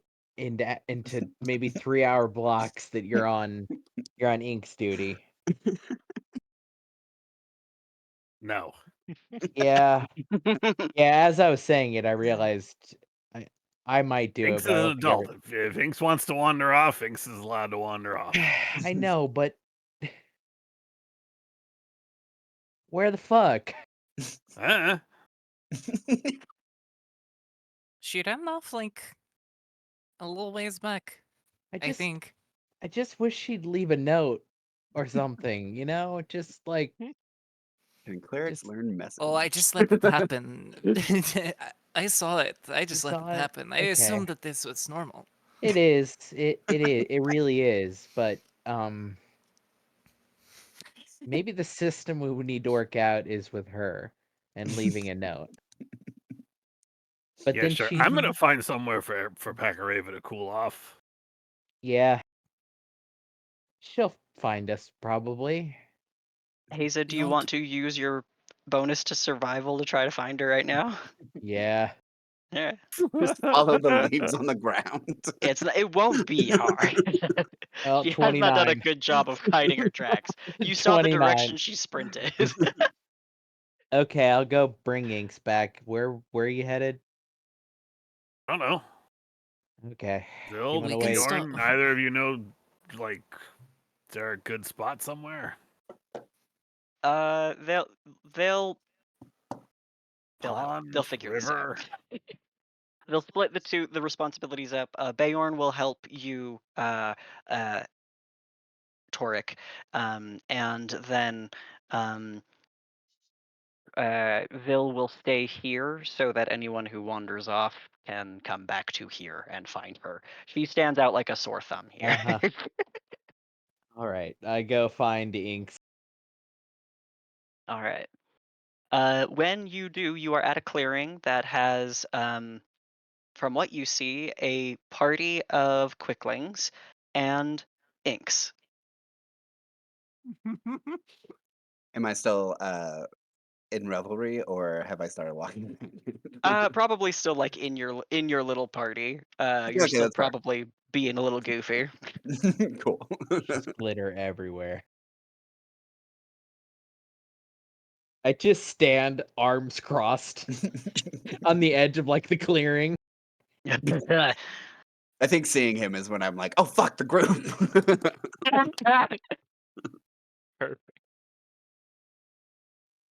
I wave him over. Is that oh fuck the group, or is that oh fuck the group? The inflection is important on this one. I just lean against a tree. I'm gonna like lift up a glass of wine, like, but there's wine. Leaning Haza, further against the tree. Haza, you begin to feel one of your bags being meddled with. Mm. So relative to where it like as it's being meddled with, I will grow and just raise it up higher as I look Ink, down at who's doing it.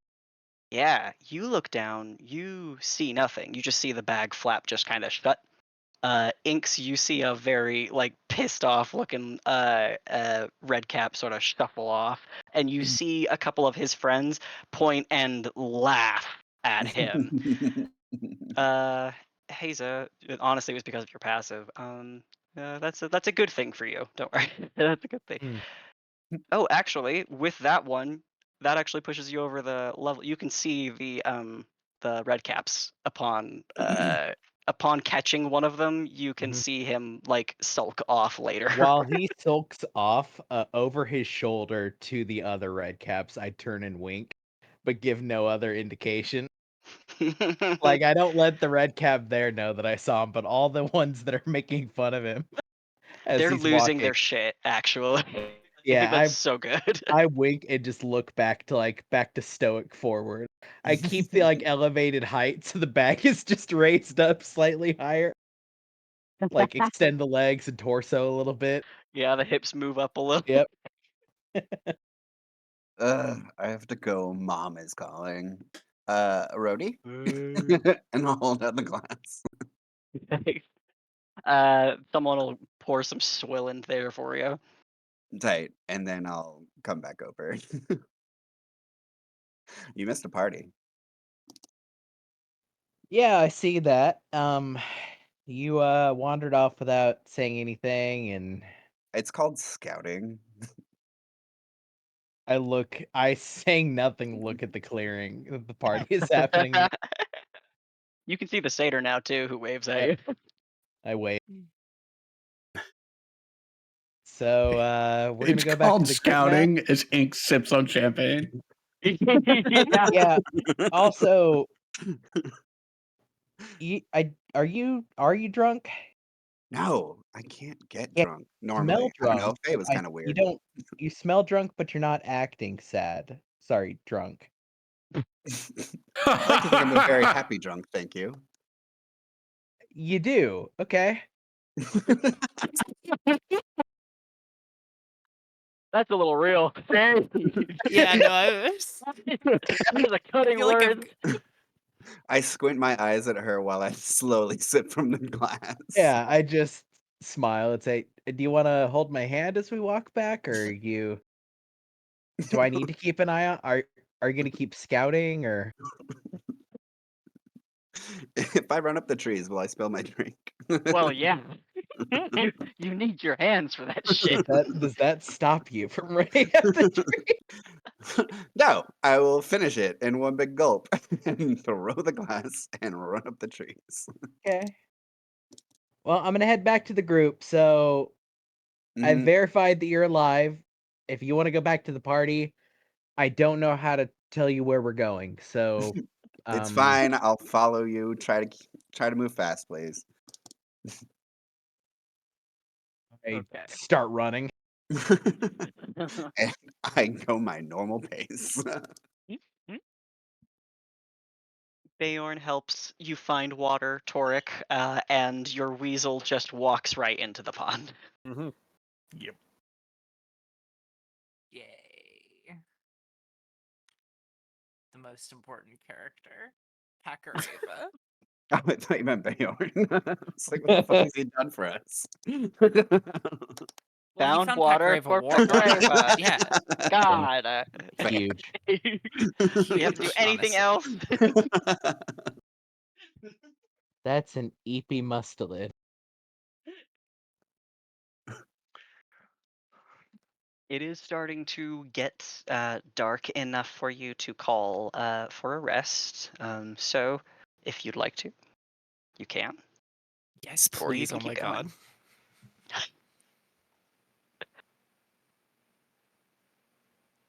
Olvia's cracking out the tea room? Yeah, absolutely. All right. Everyone can take your long rest then. Inks, do you go back out to the party or do you hang out with? Oh, I didn't even think that was an option. Oh, it's a wedding. They'll be out there for a bit.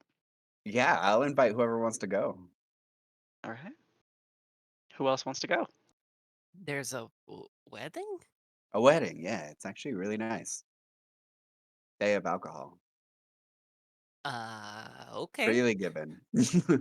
Freely given. That is the best kind. Sure. All right, I got one. Who else? Any takers? Eh? Lame. Let's go. Finny, when you get out to the party, you barely see some of the quicklings. That's not very unfamiliar to you, but it takes you some time in order to see even more of them. You said there was a wedding. I take her to a That's what she can. This party's good. This party sucks. I mean, anytime you take wine from someone and pass it to her, she is able to like. Let me see.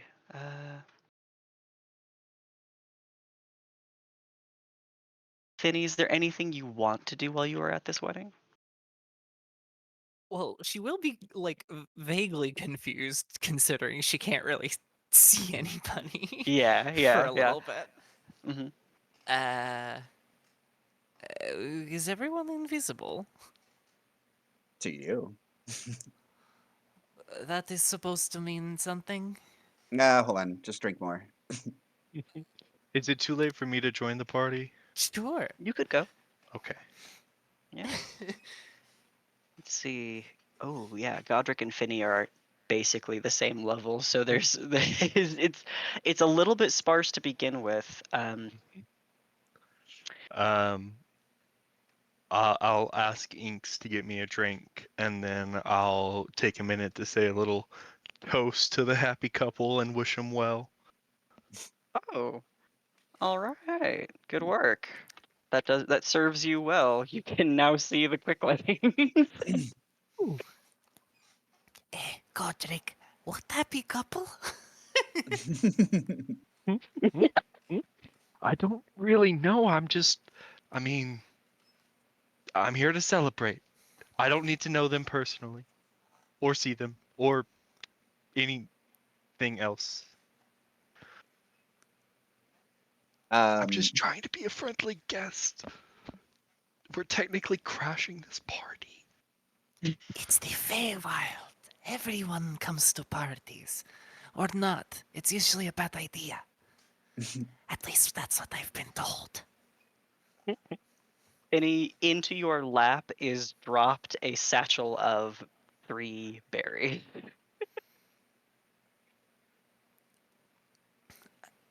It like opens as it like drops into your lap. The Fey equivalent of acid tabs. Yeah. Drop you that good shit. Let's fuck you up, Do not Barry. mind if I do. Finny is going to cast Goodberry Okay. and pluck a little mushroom from under her hat and place it in the bag and get one of the berries that she's been given and plop it in her mouth and wait for the bag to pass along to she will like pick it up and pass it along to someone else. All right. You know, you not only partook, but then you passed along. I'm going to give you 2 points for that. So you can see everybody now. Oh, fuck. Do you just have to, Godric, have one of these berries? I would put something in there. Don't think anything for free. Zinx drinks more. All right. I have a weird request. Okay. So being the Okay. introvert I am, I have Mhm. no idea how Inks would do this, but I was seeing if I could roll a performance check to become the life of the party. Oh yeah, yeah. Ink's rubbing elbows and getting comfortable is something that she can do. Yeah. Yeah, why don't you roll me a performance check? See how well she's like vibing with everybody. Okay, here we go. This will not jeopardize your status. Okay, good. Okay, 15. I say it will not. In this case, it will not because you have already succeeded the task, if that makes sense. So Mhm. you either get bonus point. So how some of this is going to work, you can gain or lose in like your initial checks against some of these social encounters, and from there we can build your success. But I will try to not diminish your success, your already succeeded roll if you push, if that makes sense. Mhm. Is that fair? Yeah. Okay. Yeah, I all right. think I'm just gonna rest on 15. Yeah, yeah. 15 is good. I think that you first of all, you hit it off with with the happy couple, whose names don't matter to you at all, but I came up with them, so I'm gonna share. Not on. Yeah, Mavis the Quickling is her name. Just Mavis. And then the groom is, like I said, Pilfer the Sweaty. And he thinks you rule. He also reeks of stale blood. Like, if you don't know what a red cap is, they soak their hats in the blood of their slain prey, and that's what the color comes from. He is head to toe in dark crimson. He smells awful. Respect.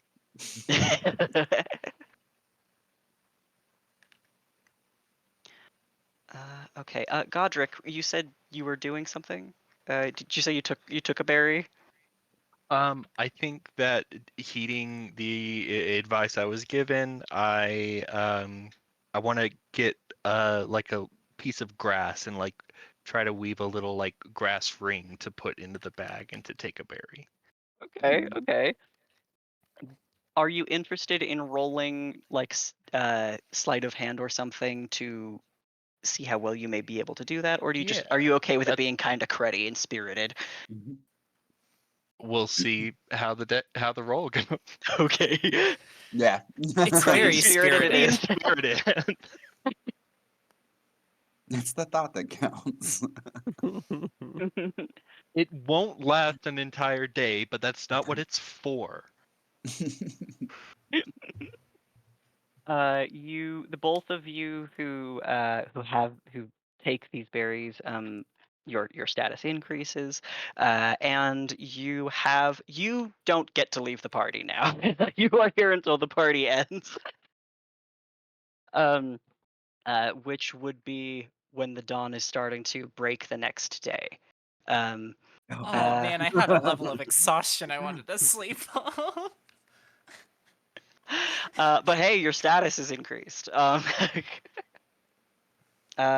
have you both roll the con saves, and Inks, if you choose to stay out with your friends all night, I'll have you also make that roll. Oh, for sure.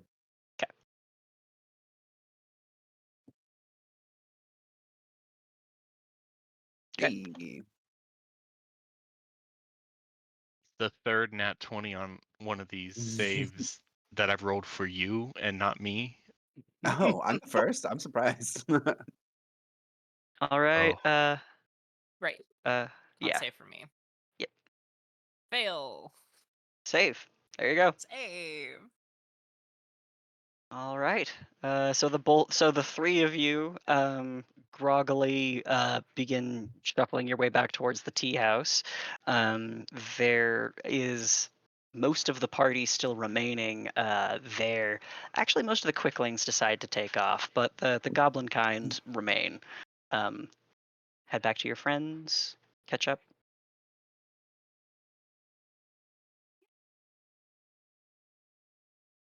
Anything you concurring. report upon returning? Was it a wedding? Oh man, best night ever. Just the party didn't stop. Did you see I'm Mavis so doing the keg tired. stand? I didn't even know people did that. Man, I weep for the parties you go to then. I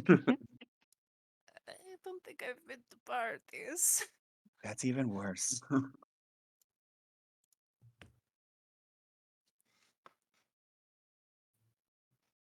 Oh, that's the end of that interaction. Okay. Yep. Correct. Okay. For those who stayed and got a full night's rest, anything you want to say you are taking care of? Pecoreva. Fair. Yeah, we're all brushing Pecoreva. It's an all hands on deck situation.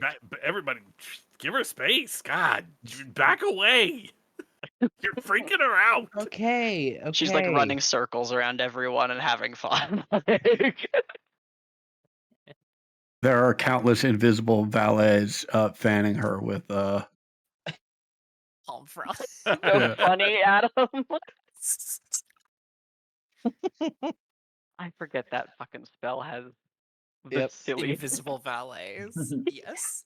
What's on food offer in here again? I can't the believe you have tea to house? ask. Tea sandwiches, of course. Right, okay. Crust cut Heck yeah. off. Cucumber Yeah. sandwiches, Yeah. little cakes. Eat like 7 of those. I could eat. That's my I could night eat plan. 20 of them. Oh. My You night come plan back is to the eat tea like house 46 drunk. of those little cookies.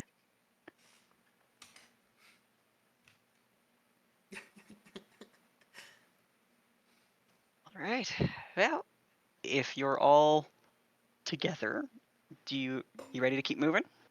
Keep on trucking. Okay. Let's see. Okay. Pass without Uh, trace, of course. Perfect. Oh, that's interesting. That might have an interesting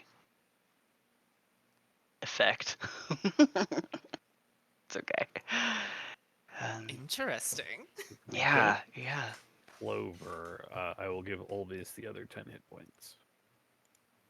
Okay. Thank you. Great.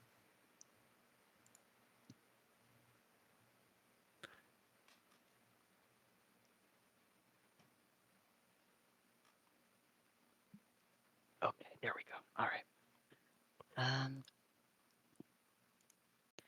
In your commute for today, Inks and Haza, Godric, and Finny, you all begin to see more people passing around you.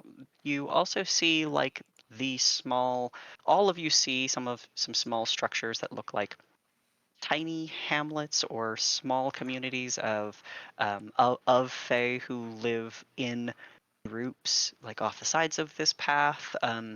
You find yourself actually now on more of a defined road than you have yet ever been, but it still feels like an animal path.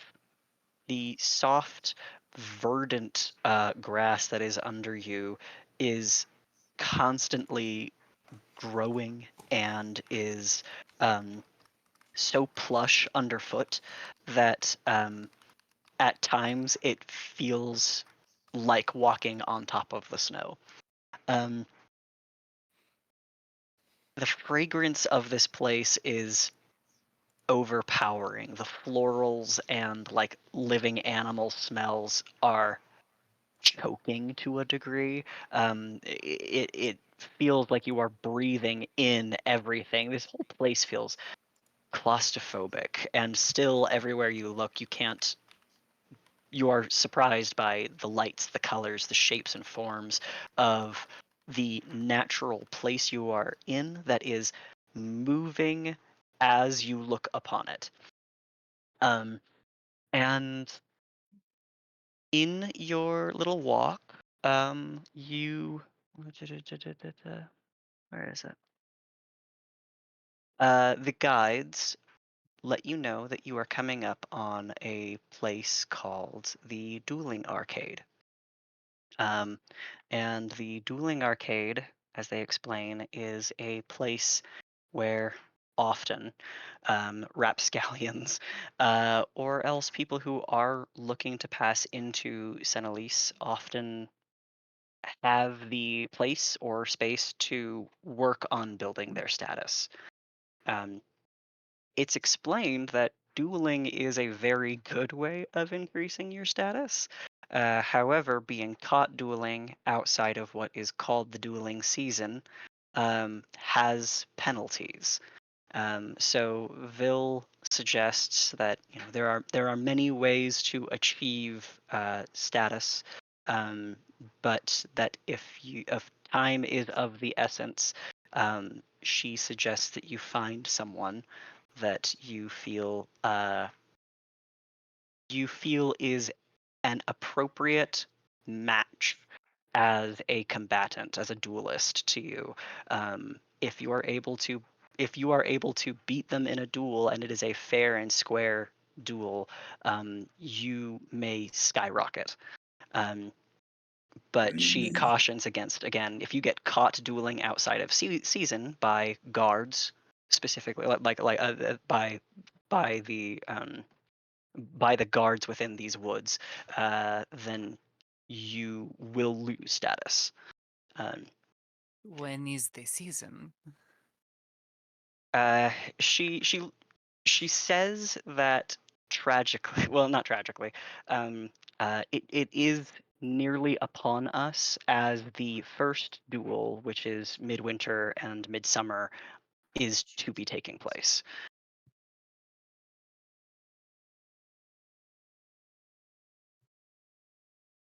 There's some speculation from her that there's a chance of many people being looking to extend their status at the arcade because this duel is upcoming.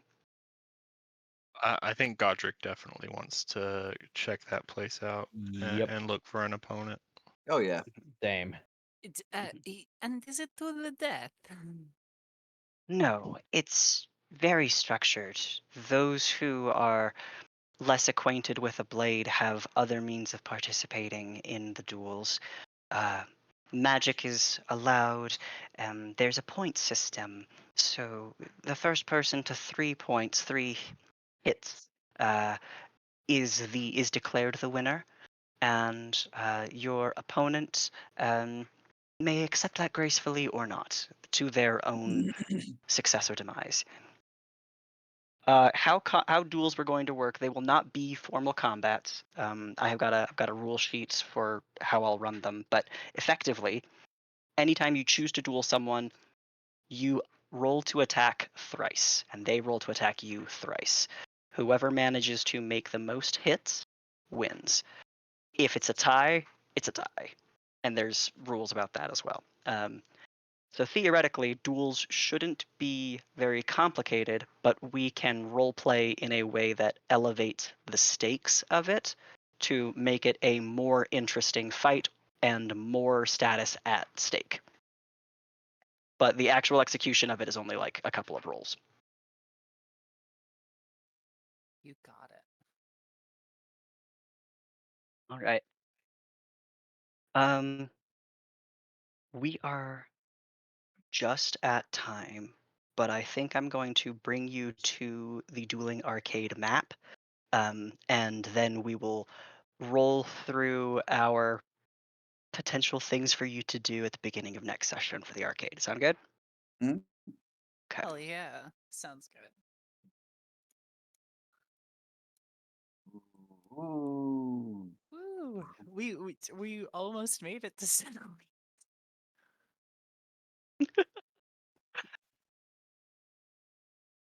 All right.